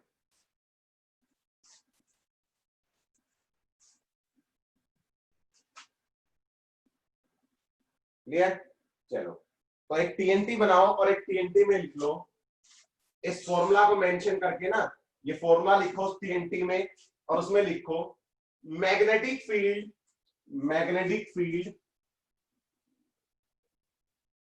used in the formula, magnetic field used in the formula is due to all available, is due to all available current carrying elements, is due to all available current carrying elements.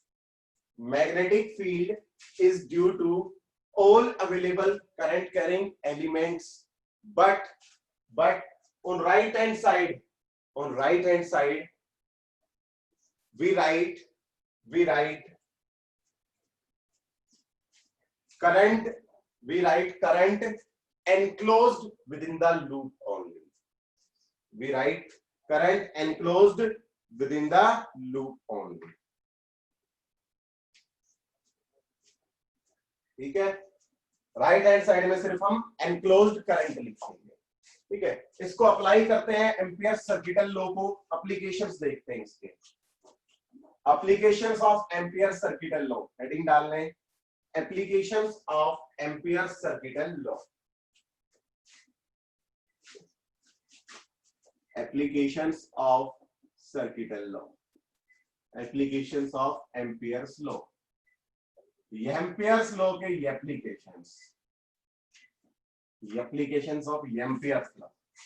ठीक है, सबसे पहला magnetic field, magnetic field due to infinitely long wire, infinitely long current carrying wire, current carrying wire. इसका हम पहले भी formula पढ़ चुके हैं, लेकिन फिर से हम ड्रॉ कर लेते हैं इसका फॉर्मूला। ठीक है ना, एक इनफाइनाइटली लॉन्ग स्ट्रेट वायर है, करंट कैरिंग लाइन बोलते हैं वायर की बजाय, करंट कैरिंग लाइन, क्योंकि वायर तो सिलेंडर हो जाती है। ठीक है ना, magnetic field due to infinitely long current carrying line, कोई करंट कैरिंग लाइन एलिमेंट है उसकी वजह से। ठीक है, इनफाइनाइटली लॉन्ग है, यानी कि इधर भी इनफाइनाइट है, इधर भी इनफाइनाइट है। इस डायरेक्शन में करंट कैरी कर रहा है, आई करंट कैरी कर रहा है भाई इस डायरेक्शन में। ठीक है, इसकी वजह से आपको कोई पॉइंट है यहाँ पे P, कोई पॉइंट है यहाँ पे P जो इससे R डिस्टेंस पे है, ये पॉइंट R डिस्टेंस पे है, इसकी वजह से यहाँ पे फील्ड लिखनी है। तो according two ampere circuital law आप इस पॉइंट से पास होने वाला एक लूप ड्रॉ करेंगे, और कैसे ड्रॉ करेंगे, इसकी फील्ड लाइंस के अकॉर्डिंग। इसकी फील्ड लाइंस बेटा ऐसे जा रही हैं, तो इसका हम लूप भी कैसे ड्रॉ करेंगे, ऐसे हमने एक लूप ड्रॉ कर लिया इसकी फील्ड लाइंस के अकॉर्डिंग। ठीक है, ये हमने लूप ड्रॉ कर लिया, और इस लूप पे आप अप्लाई करो बेटा B dot DL, B dot DL is equal to mu naught into I enclosed, mu naught into I enclosed. Magnetic field का खास ध्यान रखना है, मैग्नेटिक फील्ड का बहुत खास ध्यान रखना है भाई, मैग्नेटिक फील्ड, क्योंकि देखो अब आपने लूप ड्रॉ किया, सर्कुलर लूप बना, अपना सर्कुलर लूप बना, इस लूप पे लाई करने वाला हर पॉइंट इस वायर से सेम डिस्टेंस पे है बेटा, क्योंकि वायर तो सेंटर है इस सर्कल का, तो हर पॉइंट वायर से सेम डिस्टेंस पे है, सारे पॉइंट्स वायर से सेम डिस्टेंस पे है, तो हर पॉइंट पे मैग्नेटिक फील्ड सेम होगी, हर पॉइंट पे मैग्नेटिक फील्ड सेम होगी। तो मैग्नेटिक फील्ड को आप इंटीग्रल से बाहर निकाल लो, dot DL is equal to mu naught into I enclosed. आपने यहाँ पे अपना लेंथ एलिमेंट माना था भाई, DL लेंथ एलिमेंट था अपना। ठीक है, थीटा में ऑलरेडी पता है 0 है, थीटा का हम डिस्कशन कर नहीं रहे। तो देखो DL को आप इंटीग्रेट करो तो ये कंप्लीट लेंथ आएगी बेटा, और ये कंप्लीट लेंथ किसके इक्वल होगी, सर्कमफेरेंस ऑफ द सर्कल के इक्वल होगी। कंप्लीट लेंथ सर्कमफेरेंस के इक्वल आएगी, तो अब मैं इसको क्या लिख सकता हूं, इसका integral into 2 pi R. Circumference बटा 2 पाई, डिस्टेंस रेडियस क्या है इसका r, तो सर्कमफेरेंस 2 पाई r। म्यू नॉट, कितना करंट एनक्लोज्ड है इसमें, I, म्यू नॉट I, तो मैग्नेटिक फील्ड क्या आ गई भाई, mu naught I upon 2 pi r। और शायद यही फॉर्मूला हमने वहां से भी पढ़ा था, V is equal to mu naught I upon 4 pi r cos of theta 1 plus cos of theta 2, ये फॉर्मूला होता था। और इनफाइनाइट वायर के लिए दोनों ही 0 डिग्री एंगल दोनों, तो ये भी 1 ये भी 1, तो वहां से भी क्या आता था, mu naught I upon 2 pi r आता था वहां से भी अपना। ठीक है, पूछो भाई पूछो।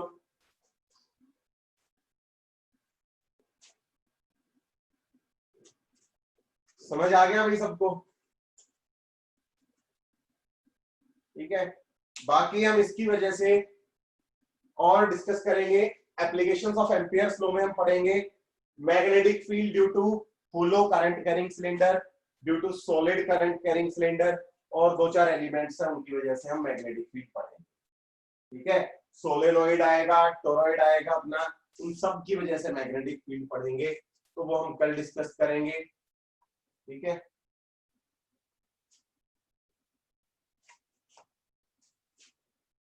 बेटा अनस आप अपने सवाल मुझे व्हाट्सएप कर देना, आपको जो भी बात पूछनी हो ना, मैं आपको व्हाट्सएप, आप मेरे को पर्सनली व्हाट्सएप कर देना, वहां आपके सारे सवालों का जवाब दे दूंगा।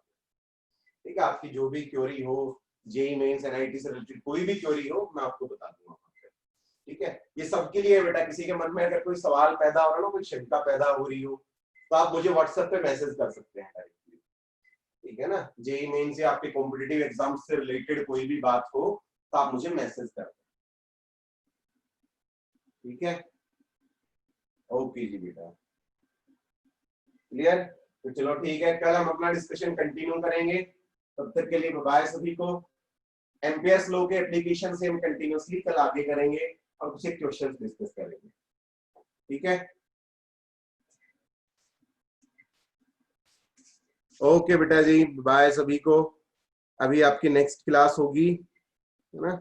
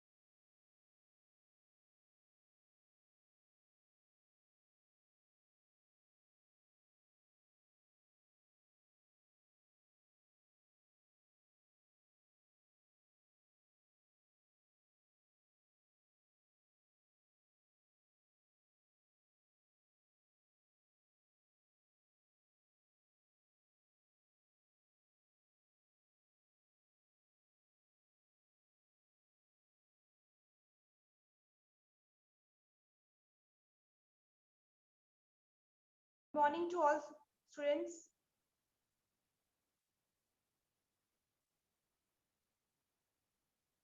बेटा वीडियो आ रही है बेटा? Good morning, good morning. अच्छा एक बात सुनिए बेटा, मैं क्लास शुरू करती हूँ उससे पहले मैं आपको एक इंस्ट्रक्शन दे देती हूँ। मेरे पास मोबाइल फोन नहीं है आपका चैट पढ़ने के लिए, अभी मैं कैमरा के बैक साइड पे हूँ तो मैं आपको देख पा रही हूँ। ठीक है, सो आज के लिए जो है वो आपको जो मैसेज वगैरह करने होंगे, जिस समय मैं आपसे पूछूंगी ना, ओनली तभी आप रिप्लाई करेंगे मुझे। ठीक है, कोई डाउट होगा आप तभी रिप्लाई करेंगे। अब मैं फिर कैमरा के सामने आके आपका जो है ना वो पढ़ लूंगी मैसेज, क्या आप कहना चाहते हो। इस बीच में अगर आपको कुछ सवाल पूछना है और आपको लग रहा है कि मैम इस पॉइंट पे डाउट है, you can do one thing, आप अपने आप को अनम्यूट करके उस समय ही अपना नाम बता के आप मुझसे अपना सवाल वहीं पर पूछ लेना। ठीक है, तो चलते हैं, शुरू करते हैं आज की क्लास अपनी। और कैमरा में भी अगर ब्लरिंग, बेटा अगर कैमरा ब्लर होता है, ऑटो फोकस की प्रॉब्लम होती है, ठीक है, आज मेरे पास दूसरा कैमरा है, ठीक है, तो अगर इसमें कोई भी प्रॉब्लम आएगी उस समय भी आप अनम्यूट करके बोलेंगे, मैसेज मत करना, अनम्यूट करके मुझे बताना कि मैम कैमरा सेट कर देना। आज कैमरा दूसरा है, ठीक है, दूसरा वाला फोन जो है वो अभी नहीं अवेलेबल है, तो प्लीज आप लोगों को कोई प्रॉब्लम होगी तो बता देना। अच्छा, अनम्यूट नहीं होता है, ओके, कोई प्रॉब्लम नहीं, आप मैसेज कर देना, मैं देख लूंगी, मैं आपसे बीच में पीछे पूछती रहूंगी हर एक चीज। Okay, let's start. कल हम लोग कंपैरेटिव स्टडी कर रहे थे बेटा, ठीक है, आर्थ्रोपोड्स के बीच में कंपैरेटिव स्टडी कर रहे थे, बट कल भी टेक्निकल एरर की वजह से हमारी क्लास जो है वो हॉल्ट हो गई थी बीच में। तो एक काम करते हैं, मैं आज फिर से जो है आपको क्लासेस के बारे में बताती हूँ, जो कल हमने पॉइंट्स डिस्कस कर लिए थे वो शॉर्ट में डिस्कस करेंगे, उसी के आगे वाले पॉइंट्स हम डिटेल में डिस्कस करेंगे। So yes, we'll discuss about the 5 classes of arthropods.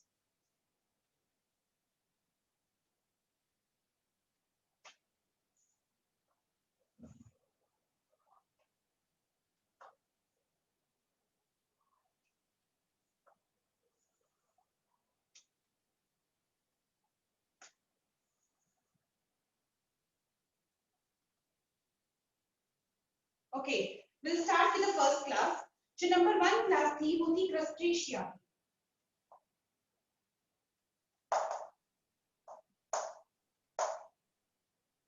ठीक है, जो नेक्स्ट क्लास थी दैट इज ऑफ चिलोपोडा।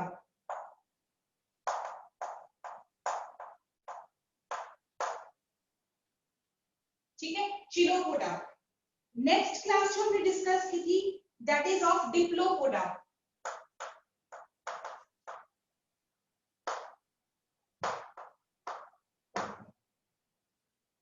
तीसरी क्लास हमने जो डिस्कस की थी वो थी इंसेक्टा की।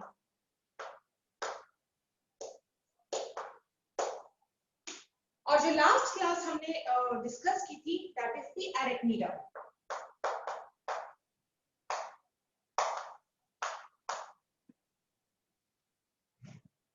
ओके, तो yes, we were discussing about कि इनमें किस किस तरह के ऑर्गेनिजम्स जो है वो आते हैं। सबसे पहले हम बात करते हैं क्रस्टेशियंस की। क्रस्टेशियंस ऐसे आर्थ्रोपोड्स होते हैं, ये ऐसे इंसेक्ट्स होते हैं बेटा जो समंदर के अंदर रहते हैं।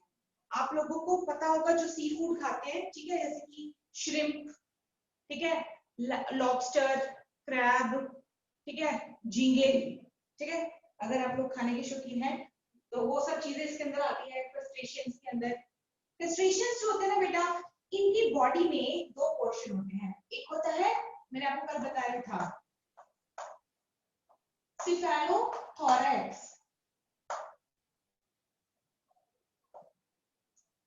यानी इनका जो हेड होता है और नेक होता है वो फ्यूज होता है, और इनकी अलग से जो बॉडी नजर आती है वो थी एब्डोमेन। ठीक, अब हम बात करेंगे चिलोपोडा की। तो चिलोपोडा में बेसिकली क्या होता है, इसमें आपको नजर आता है head and trunk, head plus trunk. तो आपको अगर मैं बोलूं कि इसके अंदर क्या होता है, इसका नेक और बॉडी फ्यूज होता है इन ऑर्गेनिजम्स का। ठीक है, डिप्लोपोडा की बात करेंगे तो डिप्लोपोडा में तीनों चीजें नजर आती हैं आपको। इसके अंदर आपको हेड भी नजर आता है, इसमें आपको नेक भी नजर आती है, इसमें आपको एब्डोमेन भी नजर आता है, इसमें कुछ भी फ्यूज नहीं होता। सिमिलरली इंसेक्टा भी इस तरह की क्लास है, उसके अंदर भी ऐसा नहीं होता।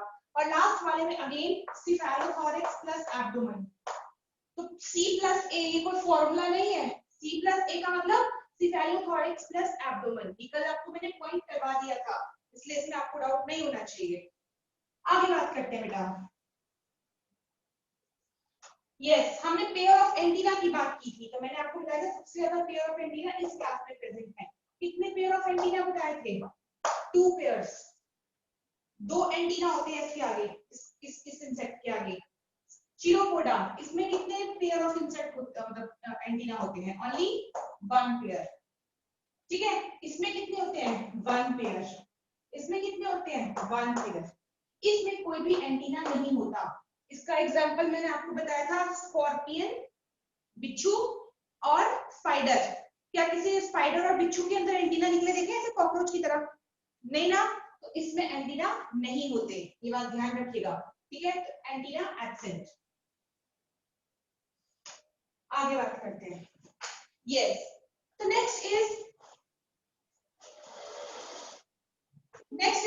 इसके पास बेसिकली रेस्पिरेशन के लिए क्या है? तो इसके पास क्या होती है? मैंने आपको कल एक टर्म बताई थी, that is presence of gills.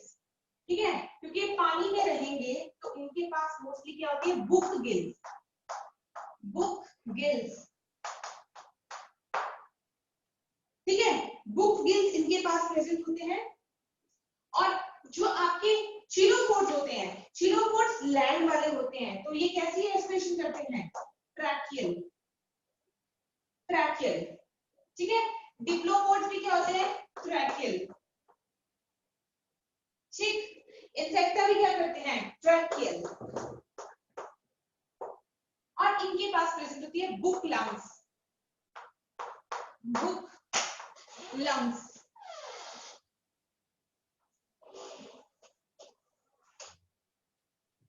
ठीक है, आगे बात करते हैं बेटा। आगे हम लोगों ने डिस्कस किया था इनके पास कौन कौन से ग्लैंड्स होते हैं फॉर एक्सक्रीशन। तो एक्सक्रीशन के लिए दे हैव ग्रीन ग्लैंड्स। और ग्रीन ग्लैंड्स कौन से वाले? एंटीना वाले, एंटीना वाले ग्रीन ग्लैंड्स। ठीक है, green glands present on the antenna. इनके पास क्या है? Malpighian tubule. इनके पास में क्या है? Malpighian tubule, Malpighian tubule. इनके पास अगेन ग्रीन ग्लैंड, बट अब कौन से वाले? कॉक्सा वाले। Coxa is the thigh portion of spiders and scorpions. तो कॉक्सा पे ग्रीन ग्लैंड होंगे, इनके पास ये एक्सक्रीटरी ऑर्गन प्रेजेंट होगा। नेक्स्ट बात करते हैं बेटा इनकी डेवलपमेंट की। ओके, सबसे पहले बात करेंगे development in the case of the crustaceans. Crustacean जो है वो शो करते हैं इनडायरेक्ट डेवलपमेंट, यानी कि दे फॉर्म लार्वा। इसमें सबसे इंपॉर्टेंट लार्वा जो बनता है वो है नॉक्लियस लार्वा। ये नाम याद करना, nauplius larva. It is the larva in the case of crustacean. ठीक है, indirect development. Next is they show direct development, direct development. Next ये भी क्या शो करते हैं? Direct development. अच्छा जी, इंसेक्टा दोनों टाइप की शो करते हैं, इनडायरेक्ट भी प्लस डायरेक्ट भी।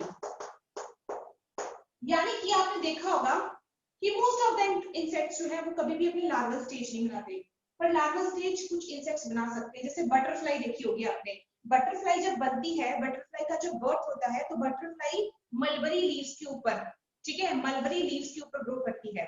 और वो सबसे पहले जब निकलती है अपने अंडों में से, तो उसके छोटे छोटे लार्वा होते हैं जिन्हें कैटरपिलर लार्वा बोलते हैं। तो कैटरपिलर लार्वा जो होते हैं वो मलबरी लीव्स के ऊपर रहते हैं। धीरे धीरे उनके ऊपर जो है धीरे धीरे एक शेल बनना शुरू होता है, जिसे बोलते हैं कुकोन। कुकोन आप लोगों को पता है, सिल्क मॉथ में भी बनता है कुकोन, और बटरफ्लाई के अंदर भी बनता है कुकोन। उस कुकोन से के अंदर चला जाता है कैटरपिलर लार्वा। धीरे धीरे कैटरपिलर लार्वा चेंज होता है, उस पे विंग्स आना शुरू होते हैं, उसकी बॉडी में कलर्स आ जाते हैं और कुकोन को हैच करके वो बाहर निकलता है, तो एडल्ट बटरफ्लाई होती है। ऐसी एडल्ट बटरफ्लाई अगर फीमेल होगी वो दोबारा अंडे देगी, उसमें से फिर से कैटरपिलर लार्वा निकलेंगे, अगेन उनकी लाइफ साइकिल चलेगी। तो लार्वा प्रेजेंट है, और पता है आपको इंसेक्ट्स इतने सारे हैं कि अगर मैं इनकी लार्वा की लिस्ट बनवाने लगूंगी ना तो ये बोर्ड तो क्या, ठीक है ना, आज की क्लास भी खत्म हो जाएगी। इतने सारे लार्वा आप इनडायरेक्ट में देख सकते हो, इसीलिए will not study the larva. मैंने आपको एक एग्जांपल दिया है कि ऐसा होता है इनके अंदर। ठीक, अब आपको पता होगा हनी बी, मधुमक्खियां, मधुमक्खियां जब अपने अंडे देती हैं तो उस मधुमक्खी के लार्वा नहीं बनते, हनी बीज डायरेक्ट डेवलपमेंट शो करती हैं, यानी कि एक मधुमक्खी जब अंडा देगी, जब रानी मधुमक्खी अंडा देती है तो उसके अंडे से डायरेक्टली न्यू मधुमक्खी बनती है, ठीक है ना। और 3 टाइप की मधुमक्खियां होती है, मैंने आपको पहले भी बताया, अभी मैं आपको आगे एक्सप्लेन कर दूंगी कि कौन कौन से टाइप की होती है। Queen, worker and drone, 3 type की मधुमक्खियां होती हैं, ध्यान रखिएगा। तो they can show direct as well as indirect development, ठीक है। बात करते हैं एरिथमिया की।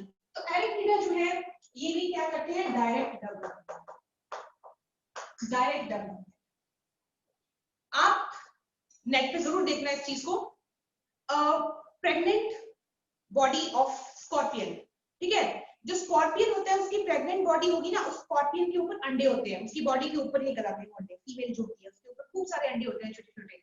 और एक बड़े साइज का जाइंट स्कॉर्पियन जब अपने बच्चे पैदा करता है, उस अंडे में से बच्चे निकल के आते हैं, तो वो मदर जो है कुछ टाइम तक बहुत सारे स्कॉर्पियंस को अपनी बॉडी के ऊपर ही लेके चलती है, जो मदर होती है। और बहुत छोटे छोटे स्कॉर्पियंस होते हैं, जितने छोटे स्कॉर्पियन उतने ज्यादा खतरनाक, वो भी जहरीले होते हैं, उनको भी अगर आप बाइट, उनकी भी आपको बाइट लग जाएगी, उससे आप जो है डॉक्टर के पास जाना पड़ेगा बेटा उस चीज के लिए। तो डायरेक्ट डेवलपमेंट शो करते हैं, इसमें भी लार्वा नहीं बनते, ये बात ध्यान रखिएगा। आगे बात करते हैं।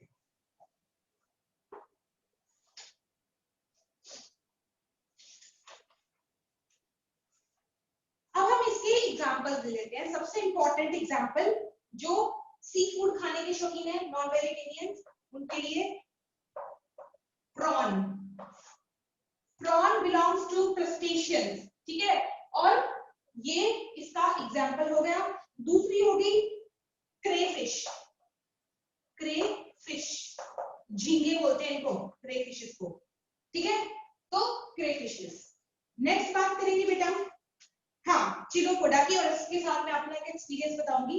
ये बड़ा खतरनाक चीज थी, इसने मेरे को बाइट भी किया था बेटा एक बार, इसकी बाइट मुझे मिल चुकी है, ठीक है ना, तो बहुत पेनफुल होती है ये, इसे बोलते हैं सेंटीपीड, ठीक है, सेंटीपीड। अब आप इसको लोकल लैंग्वेज में कुछ भी बोलते हो सेंटीपीड को, मैं आपको बता देती हूँ कि सेंटीपीड आपको पता हो तो it is belong to arthropod. ये ऐसा कीड़ा होता है, इसके बहुत सारे पैर होते हैं, और इसमें जो पहले लेग्स होती है, फर्स्ट पेयर ऑफ लेग्स, इसमें इसके पॉइजनस फैंग्स होते हैं। इसकी बाइट इतनी पेनफुल होती है, इतनी पेनफुल होती है कि अगर ये प्रॉपर वेनम आपकी बॉडी में इंजेक्ट करेगा तो आपको एंटी वेनम का इंजेक्शन जरूर लेना पड़ेगा, और वो पेन भी आप बियर नहीं कर पाओगे। और अगर ये बॉडी पे क्रॉल भी कर जाए, ठीक है, इसने मुझे प्रॉपर बाइट नहीं किया था, मैं आपको बताती हूँ, क्रॉल करके गया था, तो इसने हल्का सा जो पियर्स किया था, इसलिए पूरा वेनम इसकी मेरी बॉडी में नहीं गया था इसका। बट अगर ये प्रॉपर बाइट करता तो शायद मैं आपकी क्लास नहीं ले रही होती आज यहाँ पर, ये बात आप ध्यान रखिएगा, ठीक है। तो लकी हो आप लोग कि आप मैं जिंदा हूँ, ठीक है ना। इस बात पे आप मुझे यस मैम लिख दो कि मैं जिंदा हूँ, तो बेटा आप भी जिंदा हो तो लिख दो यस मैम, करो बेटा, यस कर दो, मैं देख रही हूँ आपका मैसेज। अरे थैंक गॉड वेरी गुड, हाँ चलो ठीक है। खुशबू, गार्गी गुप्ता, ओके, साक्षी, चलो ठीक है। आज तो कुछ नए नाम भी मैसेज कर रहे हैं मुझे, रेणुका, चलो दैट्स गुड। तो सेंटीपीड। आगे बात करते हैं कि इसके अगले वाले के एग्जांपल लेते हैं। सेंटीपीड की बहन है मिलीपीड, ठीक है, वो अगले का एग्जांपल है। अब मैं आपको मिलीपीड के बारे में बताती हूँ। Most of you have seen also, Himachal में बहुत कॉमन है, आप चाहे हमीरपुर में रहो, चाहे शिमला रहो, चाहे पालमपुर रहो, कहीं भी रहो, आपको ये देखने को मिलेगा बरसातों के मौसम में मिलीपीड। ये ऐसा ऑर्गेनिज्म होता है बेटा, ये ब्राउन कलर का होता है, काफी बड़ा साइज का होता है, ये कितने साइज का हो सकता है आपके हाथ से लेके यहाँ तक। इसके भी बहुत सारे टांगे होते हैं, पर ये कोई भी नुकसान नहीं करता, ये कोई नुकसान नहीं करता, ये पॉइजनस भी नहीं होता, ठीक है। अगर बच्चे इसको अपने हाथ से टच करते हैं तो ये ऐसे चक्री की तरह, फिरकी की तरह से गोल हो जाता है, सिक्के की तरह बन जाता है। जैसे वो नहीं होता आपका कैरम बोर्ड के जो होते हैं बीच में स्टिक होती है, उसकी तरह वो कॉइन की तरह बन जाते हैं, और आप इसको फेंको तो कहीं भी चला जाएगा। आपने देखा होगा हार्ट्स होते हैं ब्राउन कलर का, से गोल बन जाते हैं। तो ये मिलीपीड्स होते हैं बेटा, ये हार्मफुल तो नहीं होते, और ये रहते कहाँ पर है, जब ये लार्वल फॉर्म में होते हैं तो बहुत छोटे छोटे होते हैं। लार्वल फॉर्म में ये, वैसे तो ये डायरेक्ट डेवलपमेंट शो करते हैं, लार्वा तो नहीं कह सकते, जब इनका मतलब लार्वा नहीं कह सकते आप, जब ये अपने मतलब कि जब बर्थ लेते हैं इस टाइम पे, तो उस समय इसमें ब्राउन कलर नहीं होता, ये छोटे साइज के होते हैं, व्हाइट कलर के दिखाई देते हैं कीड़े, ये पेड़ों पे रहते हैं। इसका भी एक किस्सा मैं आपसे शेयर करती हूँ। ये किस्सा मेरे साथ तो नहीं है, बट मेरे टीचर ने मुझे स्टोरी सुनाई थी, मैं उसके बाद कभी भी नहीं भूलती डिप्लोपोडा और मिलीपीड को कभी भी नहीं भूलती। तो एक बारी हमारे सर ने किस्सा शेयर किया हमारे साथ, तो वो बताया करते थे कि उनको ना ट्रैकिंग वगैरह का बड़ा शौक था, पहाड़ों पे जाना, ट्रैक करना। तो उनके कुछ फ्रेंड्स थे साथ में, और वो जो है वो ट्रैकिंग के लिए निकले, और किसी पेड़ के नीचे वो बैठे हुए थे, और होता नहीं वो बॉन फायर करके आग जला के वादियों के मजे लेते हुए पकौड़े बनाना, तलना, पकौड़े का पूरा मसाला बना के लेके गए, बेसन बेसन सब घोल के सब लेके चले गए और पेड़ के नीचे बैठ गए। तो बरसात का मौसम था, हल्की हल्की बूंदें गिरी थी। तो क्या हुआ कि ये पेड़ पे होंगे, इसके लार्वा, पेड़ पे लार्वा तो नहीं कह सकते, इसके यंग फॉर्म्स जो थी वो पेड़ के ऊपर। तो क्या हुआ, इन्होंने पेड़ के नीचे कुकिंग करना शुरू करी, वो बेसन वो तल रहे थे, उसके अंदर पकौड़े बना रहे थे बेसन के।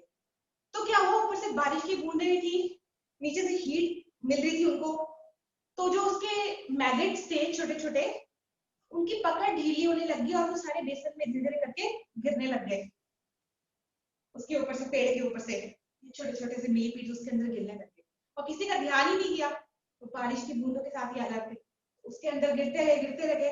और तो उन्होंने क्या किया, उन्होंने खूब मजे से पकौड़े खाए, 3-4 पकौड़े तो ऐसे मजे मजे से खा लिए, उसके बाद दिखा कि अंदर कुछ व्हाइट व्हाइट सा निकल के आ रहा है, जैसे धागे की तरह लंबा सा है। तो जब तोड़ के देखा, तो सरप्राइज सरप्राइज सरप्राइज, किसी का ध्यान गया पेड़ के ऊपर, तो खूब सारे मिलीपीट्स वहां पर थे, और उनमें से काफी सारे मिलीपीट्स जो थे उस बेसन में गिर चुके थे, और आधे से ज्यादा तो वो खा भी चुके। तो इस चीज के बाद ऐसा इंसिडेंट आप लोगों के साथ ना हो।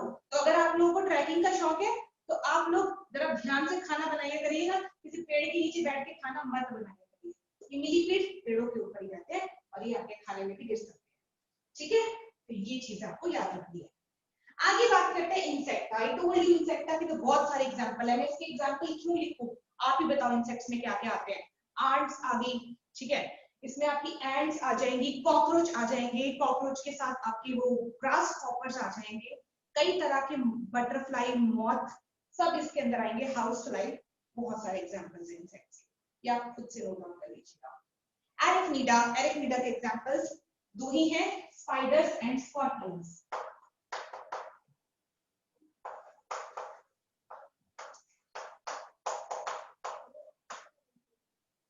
ठीक है, तो स्पाइडर्स नॉन पॉइजनस भी हो सकते हैं, पॉइजनस स्पाइडर्स भी हो सकते हैं, एंड स्कॉर्पियंस तो पॉइजनस होते ही होते हैं। तो ये सारे हो गए बेटा आपके डिफरेंट क्लासेस ऑफ आर्थ्रोपोड्स। तो होपफुली आपको आर्थ्रोपोड समझ आ गया होगा। मैं आपके फ्रंट साइड पे आजू कैमरा के, रिप्लाई कर दीजिए, फिर हम रब करेंगे बोर्ड को।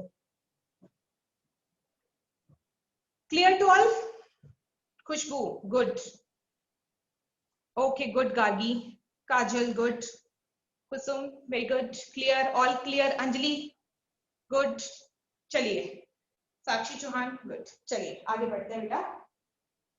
तो नेक्स्ट टॉपिक करते हैं ना, अब हम पढ़ेंगे फाइलम मोलस्का। आर्थ्रोपोड्स के बाद आता है फाइलम मोलस्का। अब मोलस्का में कौन से ऑर्गेनिजम्स आते हैं? सबसे खतरनाक मोलस्का कौन है? डेविल ऑफ द सी। क्या बोलते हैं, किसको बोलते हैं डेविल ऑफ द सी? मुझे मेंशन करो चैट में, किसको बोलते हैं devil of the sea? Reply, octopus, good, devil of the sea is octopus, 8 टांगों वाला, बहुत ही खतरनाक दिखता है ऑक्टोपस। उसके भाई भी होते हैं कुछ, लॉलीपॉप, स्क्विड, है ना, अलग अलग तरह के।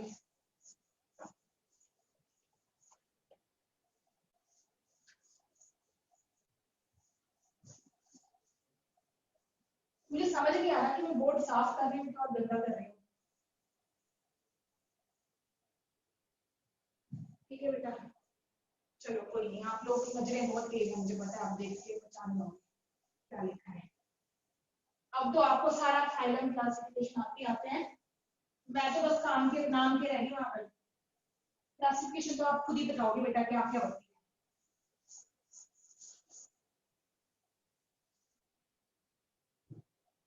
चलिए बात करते हैं फाइलम मोलस्का की।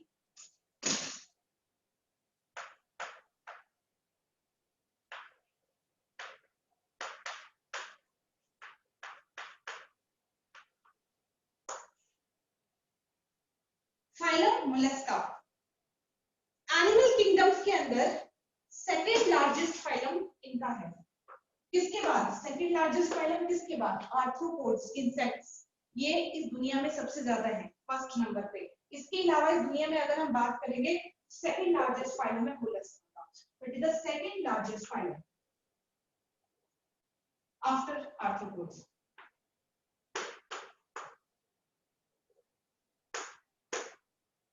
Second largest phylum. We'll talk about the general characteristics of this phylum. तो ये किस तरीके से होंगे, इनके हैबिटेट की बात करते हैं कि कहां पर रहते हैं ये ऑर्गेनिजम्स।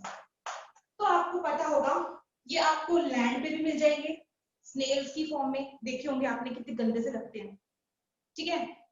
हरियाणा में थी ना बेटा, मैं हरियाणा में भी पढ़ा चुकी हूँ। तो हरियाणा में बच्चे ना जो गंदी चीज होती थी, गंदी चीज को बोलते थे बड़ा सूगला सा जानवर है, सूगला। ये मैंने नया वर्ड सुना, सूगला, बहुत गंदा टाइप, ठीक है। तो यस, तो स्नेल्स स्लाइमी से होते हैं, वो लैंड पे नजर आ जाएंगे। सी वाटर में आपको खूब बड़े बड़े ऑक्टोपस नजर आ जाएंगे, ठीक है। फ्रेश वाटर के अंदर भी आपको स्नेल्स एंटर करते नजर आ जाएंगे। तो खूब सारे इसके मतलब हैबिटेट्स रहते हैं। तो first of all we talk about कि ये लैंड पे रह सकते हैं, तो यानी टेरेस्ट्रियल हो गए। ये वाटर में रह सकते हैं, वाटर में तो ये फ्रेश वाटर में भी रह सकते हैं। They could also find in the marine water, समंदर के अंदर, ठीक है। आगे इनके हैबिट्स कैसी हैं? हैबिट्स में हम ये बोलते हैं कि they all are solitary organisms, अकेले रहने वाले, कोई भी कॉलोनी में ग्रो नहीं करते, ठीक है, solitary. Next will talk about the level of organisation. Level of organisation, I told you कि अब जितने भी आप पढ़ेंगे सबका लेवल ऑफ ऑर्गेनाइजेशन क्या होगा? Tissue level of organisation, sorry organ system level of organisation, organ system level of organisation, सभी का यही रहेगा इसके बाद। और जर्म लेयर्स कितनी होंगी इनके अंदर? जर्म लेयर्स होंगी इसमें ट्रिप्लोब्लास्टिक।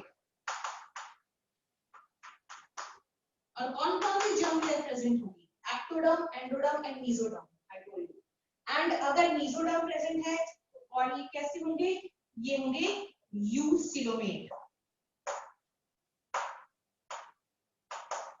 यानी कि बॉडी कैविटी इज प्रेजेंट। और यूसिलोमेट में भी इनकी कंडीशन कैसी होगी? स्काइजोसिलोम।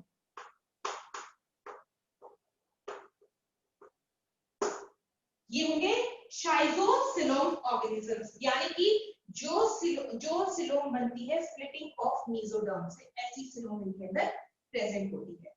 नेक्स्ट बात करेंगे इसके अंदर, ठीक है, इसकी सिमेट्री की, किस तरीके से ये सिमेट्रिकल है। तो आपको पता है इसकी सिमेट्री क्या होगी? बाइलेटरल।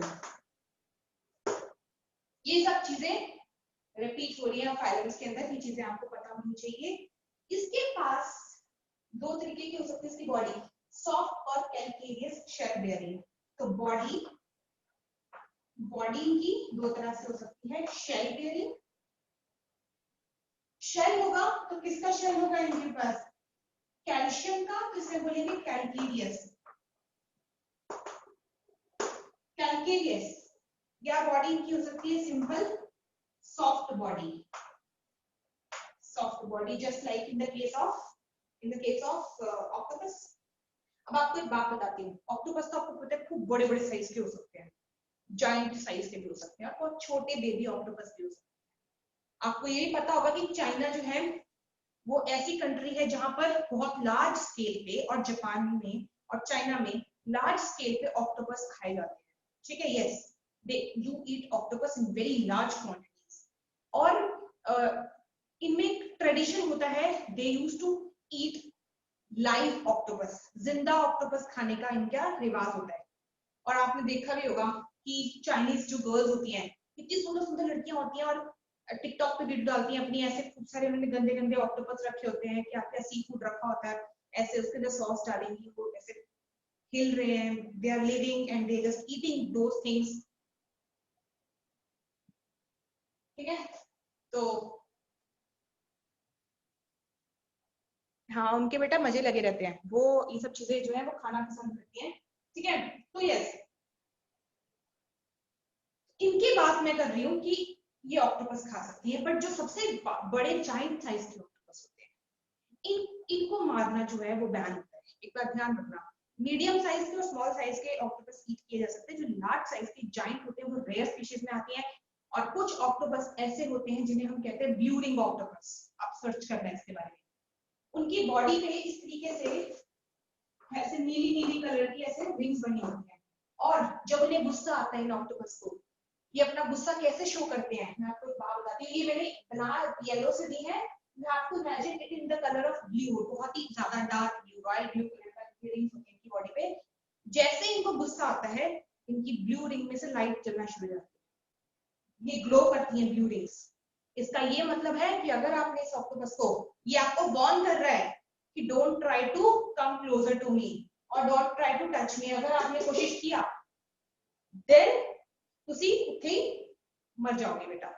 कैसे, इसकी बॉडी से वो ब्लू कलर से पॉइजन निकल के आता, highly toxic poison. If you touch this octopus, है ना, ये आपकी बॉडी में वो वेनम इंजेक्ट कर देगा। इतनी खतरनाक वेनम है कि विद इन 10 to 5 मिनट्स ही आपकी डेथ हो जाएगी अंडर द सी। कई डाइवर्स अपनी जान गंवा चुके हैं इस ब्लू रिंग ऑक्टोपस की वजह से। आप जरूर सर्च करना, इसको बहुत सुंदर दिखता है पर गुस्सा बड़े जबरदस्त करता है, इसको गुस्सा बहुत आता है। ठीक है, ऐसे ऑक्टोपस खाए नहीं जाते, ये बात ध्यान रखना। चलिए, बॉडी का डिस्कस कर लिया, आगे डिस्कस करते हैं next features.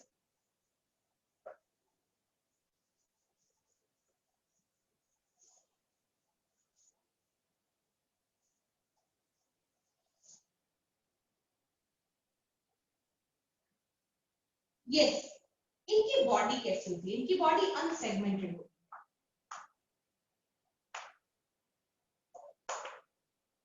Unsegmented body, and body के कुछ पार्ट्स होते हैं, ये हम बोलते हैं कि इनके डिफाइंड पार्ट्स हैं ये वाले।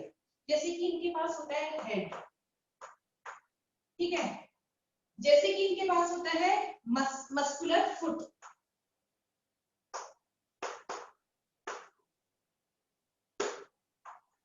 जैसे इनके पास होता है विसरल हम्प,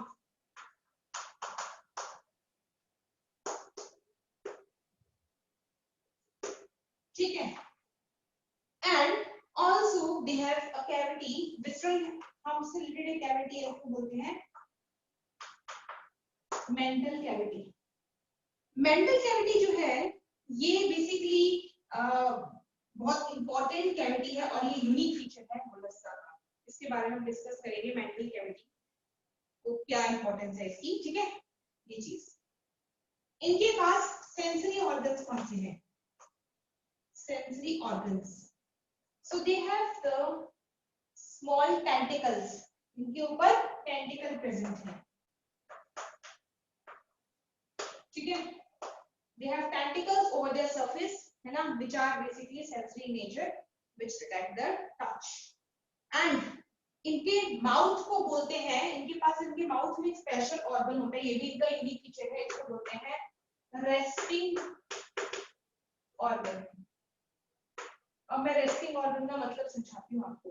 एक्चुअली क्या है, इनके माउथ में एक प्रॉपर्टी है कि अपने माउथ को पूरा बाहर निकाल देते हैं और इनका कुछ पार्ट ऑफ स्टमक भी माउथ से बाहर निकल आता है और ये प्रे को कैप्चर कर लेते हैं। यानी कि इनके पास कोई चीज अंदर डालने के लिए नहीं है, इनके फूड पे चिपकी होगा, जो भी इनका प्रे होगा, इन्होंने अपने फूड से बाइंड किया होगा, पूरा पूरा स्टमक बाहर निकल के आता है और ऑर्गेनिज्म को खींच के अंदर ले जाता है, ऐसे ये फीड करते हैं। तो इस रेस्पिंग ऑर्गन को बोलते हैं रेड्यूला, ये बात ध्यान रखना, रेस्पिंग ऑर्गन को बोलते हैं रेड्यूला। रेड्यूला क्या करता है, डायरेक्ट ऑर्गेनिज्म पे फीड करता है, बाहर निकल के आएगा और ऑर्गेनिज्म को अंदर खींच के ले जाएगा, ठीक है। It is associated with the mouth part.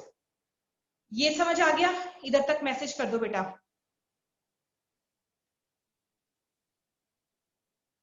Okay good, चलिए okay next will discuss about, ठीक है अब सारे फीचर्स आपको पता ही है, वो सेम ही है. Will discuss about directly now about how do they reproduce और fertilisation.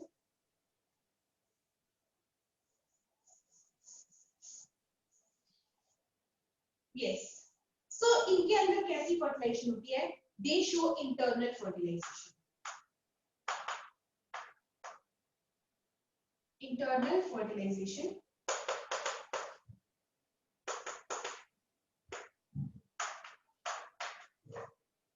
Next is the organisms are dioecious, यानी male और female reproductive organs present in a same body. So united sexes. ठीक है? And they show direct and indirect development. Indirect as well as direct development.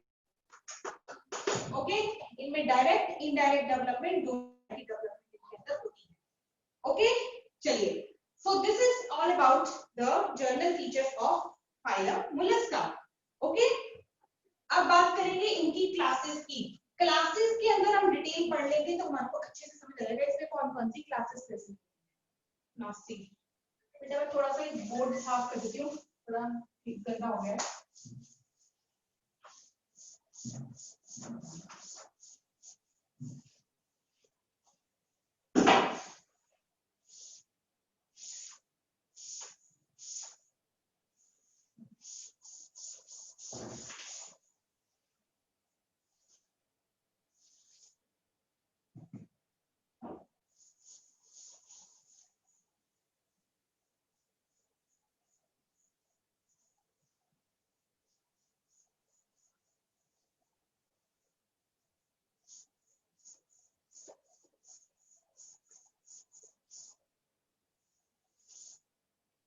चलिए बेटा one by one हम इसकी classes को study करेंगे.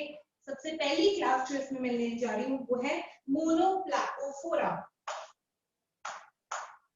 मोनोप्लाकोफोरा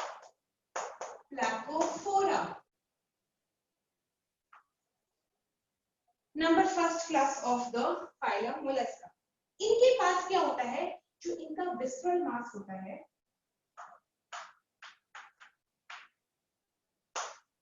ओके तो इनके अंदर जो इनका विस्ट्रल मास होता है ये कैसा होता है?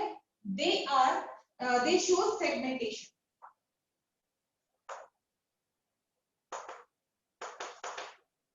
विस्ट्रल मास में होती है segmentation. Next is they also have 6 pairs of nephridia. 6 pairs of nephridia कौन सा ऑर्गन है बेटा? एक्सक्रीटरी ऑर्गन है. They show 6 pairs of nephridia और विसरल मास इज सेगमेंटेड. ठीक है. Next is they show formation of larva, indirect development.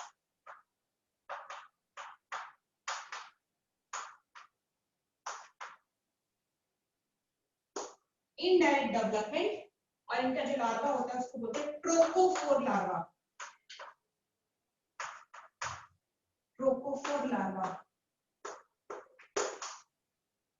अब मैं आपको एक और बात बताती हूँ यहाँ पर बेटा. इस सैटरडे के बाद संडे में आपका जो एग्जाम रहेगा उसमें सिलेबस कितना आएगा? सिलेबस अप टू होगा नॉन कॉर्डेट्स पूरा.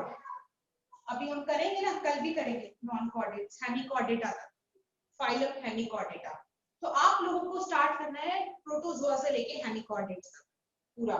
इसके बाद आपके पास मैं मंडे का टाइम दूंगी आपके एनिमल किंगडम पे. मंडे में आपको सारी जो वो है कॉर्डेट की क्लासेस वो शॉर्ट में डिस्क्राइब कर दूंगी, एनसीईआरटी बेस्ड. ठीक है.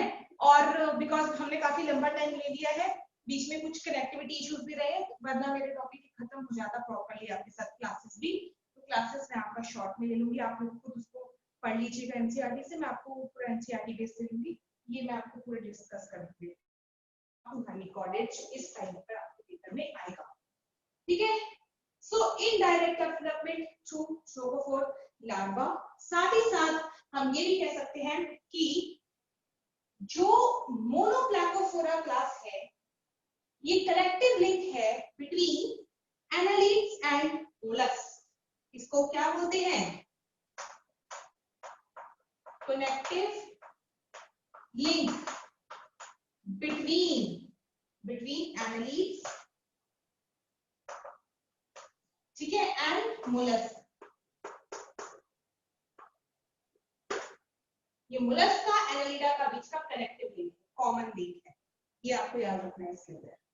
ओके, सो आई थिंक यहां तक आपको क्लियर हो गया होगा इसके अंदर मोनोक्लेपोफोरा में। और इसका एग्जांपल ले लो, नियोक्लिना। नियोक्लिना को लिविंग फॉसिल भी बोलते हैं, लिविंग फॉसिल, ये इसका एग्जांपल है। नेक्स्ट क्लास एम्फीन्यूरिया या पॉलीप्लेकोफोरा।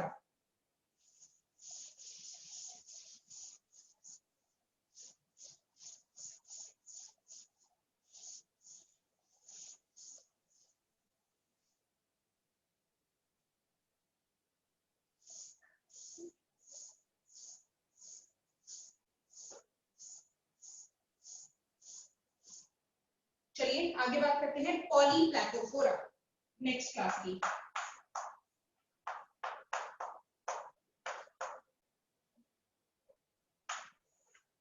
पॉलीप्लेकोफोरा, पॉलीप्लेकोफोरा में जो है इसमें बॉडी पे प्रेजेंट होती है शेल्स,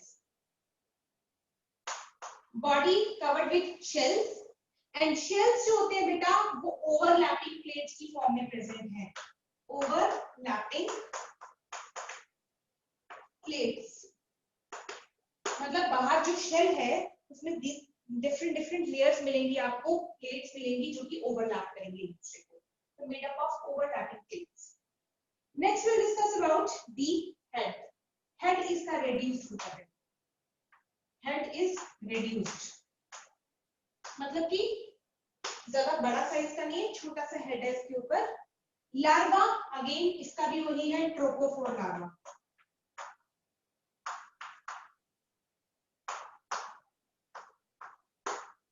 द ट्रोकोफोर लार्वा, ठीक है, एंड इसका एग्जांपल हम लेंगे काइटन। बच्चे इसको चिटॉन भी बोलते हैं, चिटोन नहीं बोलना आपने, इसको बोलते हैं काइटन, ठीक है। नेक्स्ट इज स्कैफोपोडा, आगे देखते हैं स्कैफोपोडा के बारे में।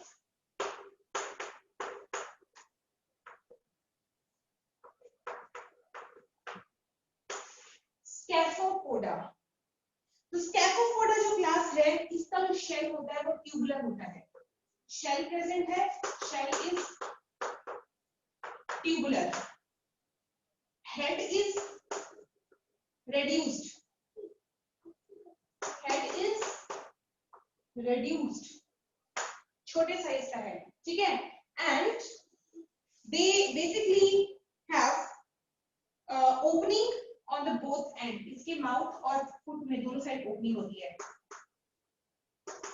Opening on both and. इसका स्ट्रक्चर कैसा होता है देखना जरा, मैं बना के दिखाऊं आपको, ऐसा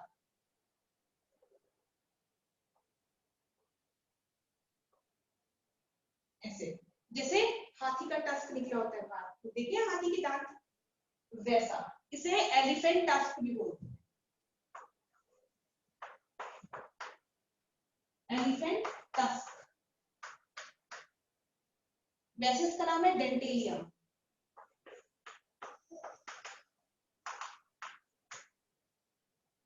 डेंटेलियम, ओके। इसके अलावा इसमें छोटा सा एक कॉर्नर से क्या निकला होता है, इसका हेड पोर्शन, छोटा सा हेड निकला होता है, रिड्यूस्ड हेड इसके अंदर कैसे, ठीक है, ये चीज इसके साथ आपका ये वाला भी हो गया। अब हम बात करेंगे इसमें लास्ट क्लास की, तो हम बोलेंगे इसके अंदर प्लेकीपोडा,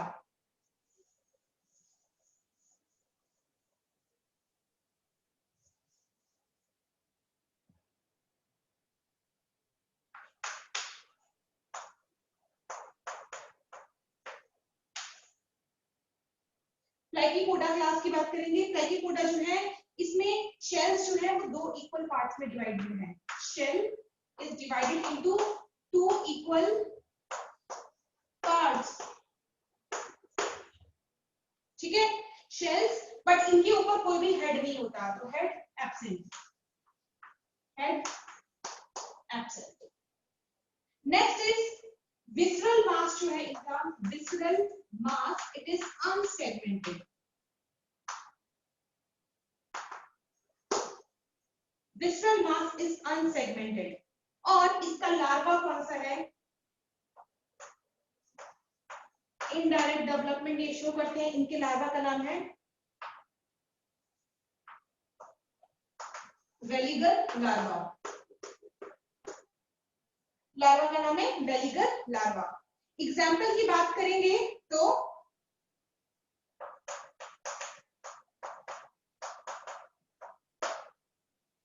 ओके,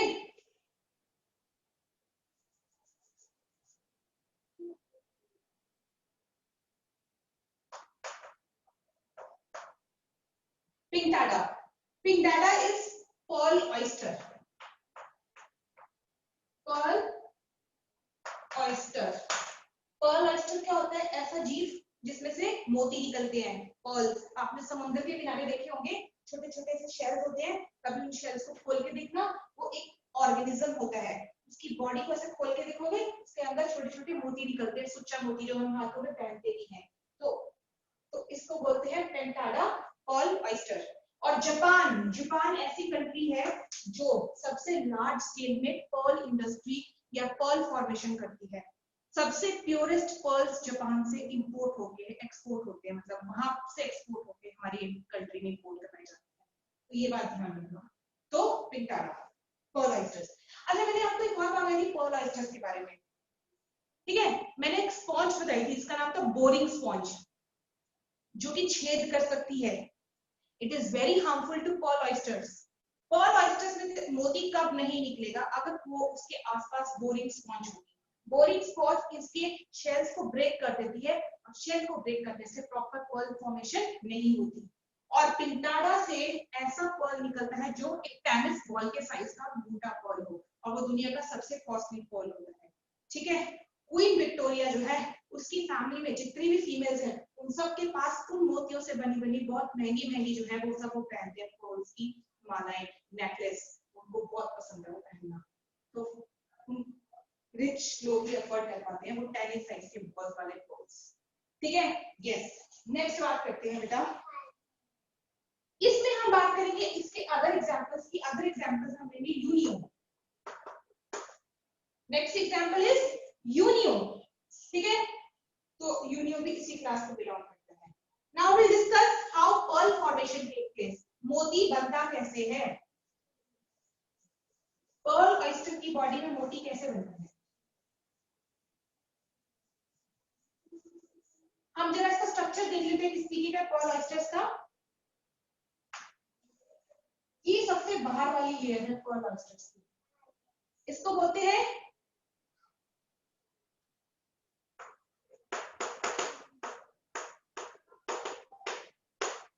एपियोसेक्टम, या आप इसे एपिडर्मिस भी बोल सकते हो। Epiostracum is the first portion, ठीक है। नेक्स्ट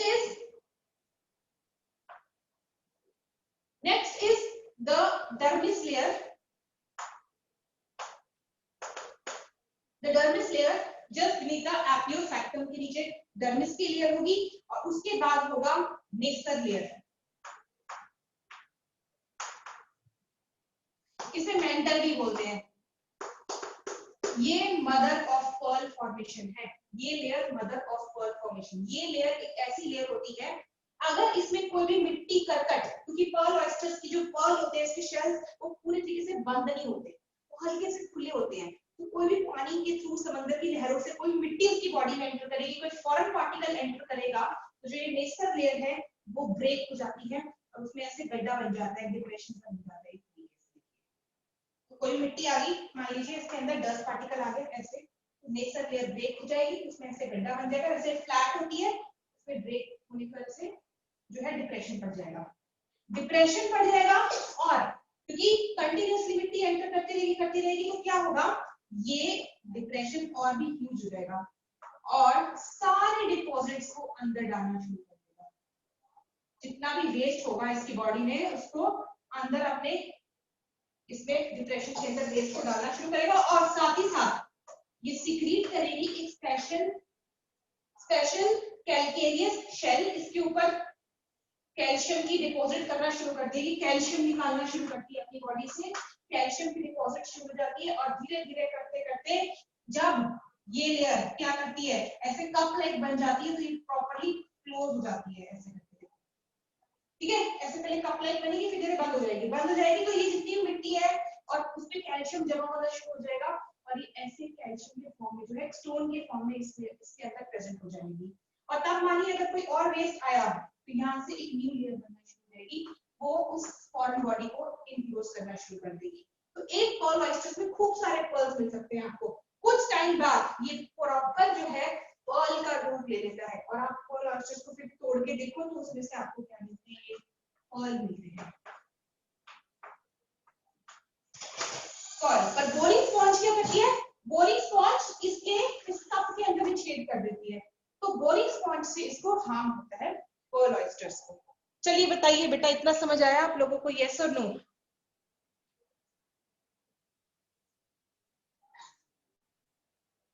ओके जी, तो आप लोगों को पर्ल फॉर्मेशन का मैंने थोड़ा आइडिया दे दिया कि कैसे पर्ल बनते हैं, ठीक है। यस, तो दिस इज द क्लास, ठीक है ना, प्लैकिडोपोडा, ठीक है ना, पोडा। नेक्स्ट हम बात करेंगे गैस्ट्रोपोडा की, next class of Mollusca, Gastropoda.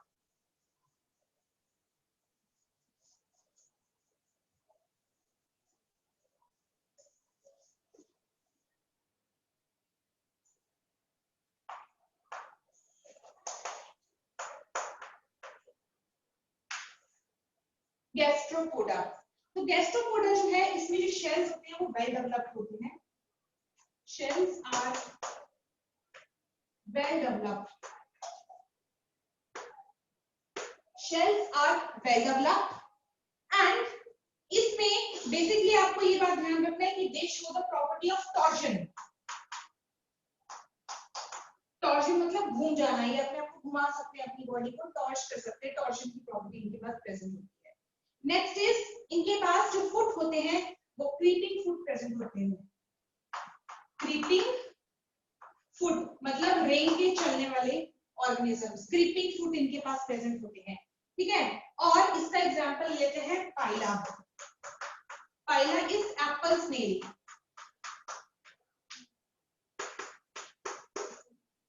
snails belong to this phylum और ये terrestrial organisms में आते हैं, ठीक है, ये चीज। तो गैस्ट्रोपोडा की क्लास समझ आ गई। लास्ट हम बात करेंगे इसके अंदर सिफेलोपोडा,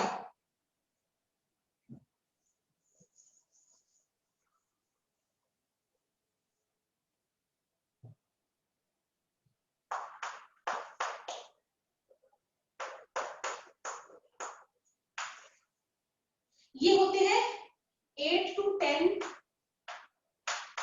आर्म्स वाले ऑर्गेनिज्म, यानी इनके कितने हाथ होंगे, इनके पास कितनी बाजू होंगी, 8 से 10 आर्म्स के ऑर्गेनिजम्स होंगे, ठीक है।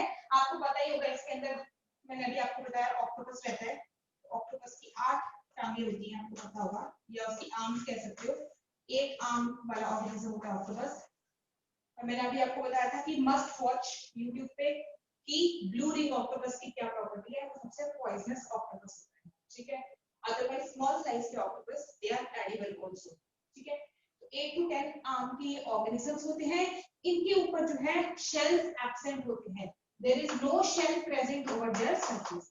इसीलिए अब मैं आपको एक बात बताता हूं, चाहे कितना भी बड़ा ऑक्टोपस क्यों ना, उसमें ना कोई हड्डी है, ना ही उसकी बॉडी के अंदर कोई भी आप कह सकते हो शेल्स है, उसकी बॉडी बिल्कुल कैसी है, स्मूथ है, बहुत मॉइस्ट है, और ये किसी भी छोटी से छोटी जगह से भी निकल के आ सकता है, बड़े से बड़ा ऑक्टोपस भी। मैं अगर आपको बोलूं कि देखिए मेरे पास ये अंगूठी है, ठीक है, मैं आपको अपना गोल्ड ही दिखा रही हूँ, बस आपको एक एग्जांपल देखो, इस छोटी सी अंगूठी से भी खूब बड़े साइज का ऑक्टोपस पास कर सकता है। आप लोगों को सुन के बहुत हैरानी हो रही होगी, but this is the fact, इतने छोटी सी रिंग से भी निकल के बाहर आ सकता है खूब बड़ा ऑक्टोपस। कैसे? आप लोग इसको भी सर्च करिएगा बेटा, यूट्यूब पे इसकी वीडियोस भी हैं कि ring test of octopus. Ring test किया हुआ ऑक्टोपस का, छोटी से छोटी जगह से भी ऑक्टोपस पास कर सकता है, क्योंकि उसकी बॉडी में कोई भी हड्डियां नहीं है, ये अपनी बॉडी को ऐसे टॉर्जन करेगा। मैंने बताया था इसका टॉर्जन की प्रॉपर्टी भी है, ये अपने को टॉर्जन फाइला में भी थी, इसके अंदर भी अपनी बॉडी को ऐसे घुमा के स्क्रू की तरह, और गीला गीला सा होता है ये, अपनी बॉडी को पास कर देगा। तो एक वीडियो उन्होंने नेट पे डाल रखी है, खूब बड़ा शिप है, शिप के ऊपर जो मछुआरे हैं उन्होंने मछली पकड़ी और खूब बड़ा ऑक्टोपस भी आ गया शिप में, और धीरे धीरे करते करते वीडियो बनाई हुई। इतना छोटा सा पोर था, इस साइज का पोर होगा, इतना छोटा सा पोर है, इस साइज का, मतलब मैं आपको ड्रॉ कर रही हूं, इतने साइज का पोर है शिप में, छेद है इतना सा शिप, और वो खूब बड़ा ऑक्टोपस है, और इस छेद से निकल के दोबारा पानी में गिर गया, जाके समंदर के अंदर चले जाता है। आप देख लेना उसके अंदर, तो ये ऐसा ऑर्गेनिज्म होता है। साथ ही साथ आपको एक और बात बताती हूँ, इसके नीचे होती है ट्यूब फीड्स। ऑक्टोपस कभी अपना हाथ उठा के दिखाएगा तो उसके नीचे क्या लगी होती है? Tube feeds. और ये tube feeds is equal two thousands of vacuum pumps. आप घरों में अपने घर की सफाई करते हैं ना वैक्यूम पंप से, और आपने देखा होगा उसकी सक्शन होती है खूब, ऐसे ही इसके ट्यूब फीड्स की भी सक्शन होती है। अगर ये चिपक जाए आपके साथ, कोई भी लॉलीगोस, स्क्विड या ऑक्टोपस आपके बॉडी जैसे कैसे चिपक जाए आपके साथ, अगर आप डाइव करके गए हो पानी के अंदर, डाइविंग कर रहे हो और अंडर द सी आपको ऑक्टोपस मिल जाए और आपकी मुलाकात हो जाए उससे, है ना, हाय हेलो हो जाए, तो क्या होगा? अगर ये आपको चिपक जाएगा, आपको इतना जोर से हग करेगा, इतना जोर से हग करेगा, ऐसा लगेगा कि आप थाउजेंड्स ऑफ वैक्यूम पंप के अंदर हो, और आपकी बॉडी को सफोकेटेड फील होगा, और आप वहां पे मर भी सकते हो, अपनी बाजू से आपको मार भी सकता है, अगर ये खूब बड़े साइज का है। ठीक है, तो ये कितना खतरनाक है। साथ ही साथ इसकी एक बड़ी फनी बात बताती मैं आपको, इनके पास प्रेजेंट होते हैं इंक सैक। यहाँ पर इसके अंदर एक छोटा सा ऑर्गन होता है, इसको बोलते हैं इंक सैक। इंक सैक ये अपने आप को, अगर ये मारना जानता है तो ये अपने आप को बचाना भी जानता है। अब अगर मान लो कोई बड़ी फिश जैसे कि वेल हो गई, शार्क हो गई, इसको खाने को आती है, तो ये अपना डिफेंस कैसे करता है मैं आपको बताती हूँ। उस समय ये क्या करेगा, ये बड़ी फिशेस से डरता है octopus. Actually devil of the sea काफी फिशेस को खाता है, बट बड़ी जो वेल्स होती है और शार्क उसके मुकाबले ये छोटा रहता है। उनसे ये कैसे बचता है? ये क्या करता है, अपनी बॉडी में से जैसे प्रेस के पास आएगा, उसको लगेगा कि मेरे को खतरा है, ये अपने बॉडी में से क्या निकालता है, एक ब्लैक कलर की या ब्लू कलर की इंक निकालता है अपनी बॉडी से, और उस इंक से क्या होता है, सारा पानी ब्लर हो जाता है। इसके प्रीडेटर को कुछ टाइम के लिए समझ नहीं आता कि ये ऑक्टोपस गया कहाँ, ये उतने टाइम में वहां से गन स्पीड से जो है वो मूव कर जाता है, भाग जाएगा और आंखों में धूल झोंक देगा। तो ये इसकी बड़ी खास प्रॉपर्टी रहती है, जो, और साथ ही साथ इसकी ये भागता किस स्पीड से है? जेट स्पीड से। जेट स्पीड, इनके पास जेट स्पीड कैसे है मैं आपको बताती हूँ, क्योंकि इन सबके पास क्या है, नीचे ट्यूब फीड्स है, और मैं अगर ट्यूब फीड का डायग्राम बताऊं तो ट्यूब फीड कुछ ऐसे नजर आती है, इस तरह का स्ट्रक्चर होता है ट्यूब फीड। पहले ये क्या करेगा, सारा पानी ले लेगा अपने अंदर, सारे ट्यूब फीड्स हैं, इसमें कुछ बहुत सारे थाउजेंड्स ऑफ ट्यूब फीड्स होंगे, सब में पानी भर लेगा, फूल जाएगा, अपने सैक्स को फुला लेगा, खूब पानी अपने अंदर भर लेगा, और जब इसको भागना है तो इतनी जोर से पानी छोड़ेगा, अपने नीचे को पानी छोड़ेगा, नीचे को सारे ट्यूब फीड से पानी नीचे आएगा, और इसको झटका लगेगा बहुत जोर से, और जिस स्पीड से बुलेट निकलती है गन से, उस स्पीड से ये भाग के निकल जाएगा। इतना शार्प, इतना तेज, इतना चालाक ऑर्गेनिज्म है, इसीलिए it is called the devil of the sea. ठीक है, इंटरेस्टिंग लगा? तो ये था आपका लास्ट क्लास, इसके साथ फाइलम मोलस्क का भी आपका फिनिश हो जाता है आज के लेक्चर में। समझ आ गया तो यस कर दीजिए, मजा आ गया तो मजा आ गया लिख दो बेटा, इंटरेस्टिंग था, गुड, वेरी गुड। तो शार्क क्या हुआ, मैंने सुना नहीं, शार्क वाला मैं पढ़ नहीं पाई। What about shark? क्या? यस मैम, मजा आ गया, ठीक है बेटा, अगली बार फिर हेलो हाय कराना इससे। हाँ, बहुत इंटरेस्टिंग था, ओके गुड गाती।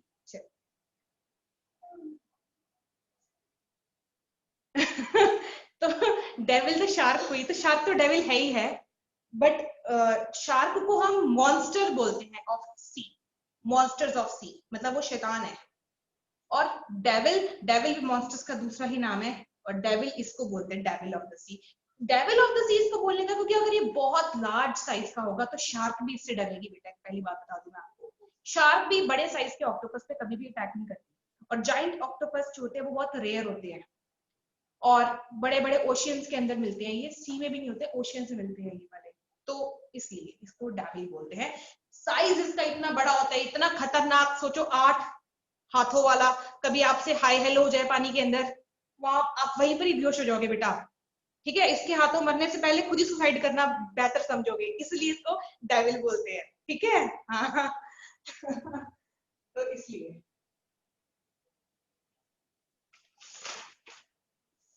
चलिए, तो इसके बाद जो नेक्स्ट फाइनल है वो है of very beautiful creatures, then those creatures are starfishes. अगला फाइलम स्टारफिशेस का है, तो मैं इसको रब करती हूँ, फाइलम एकाइनोडर्मेटा।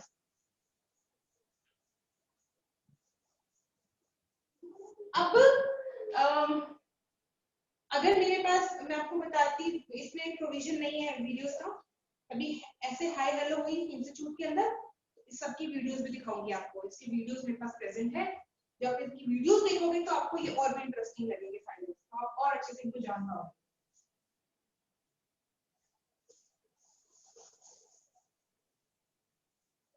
एक काम करते हैं बेटा,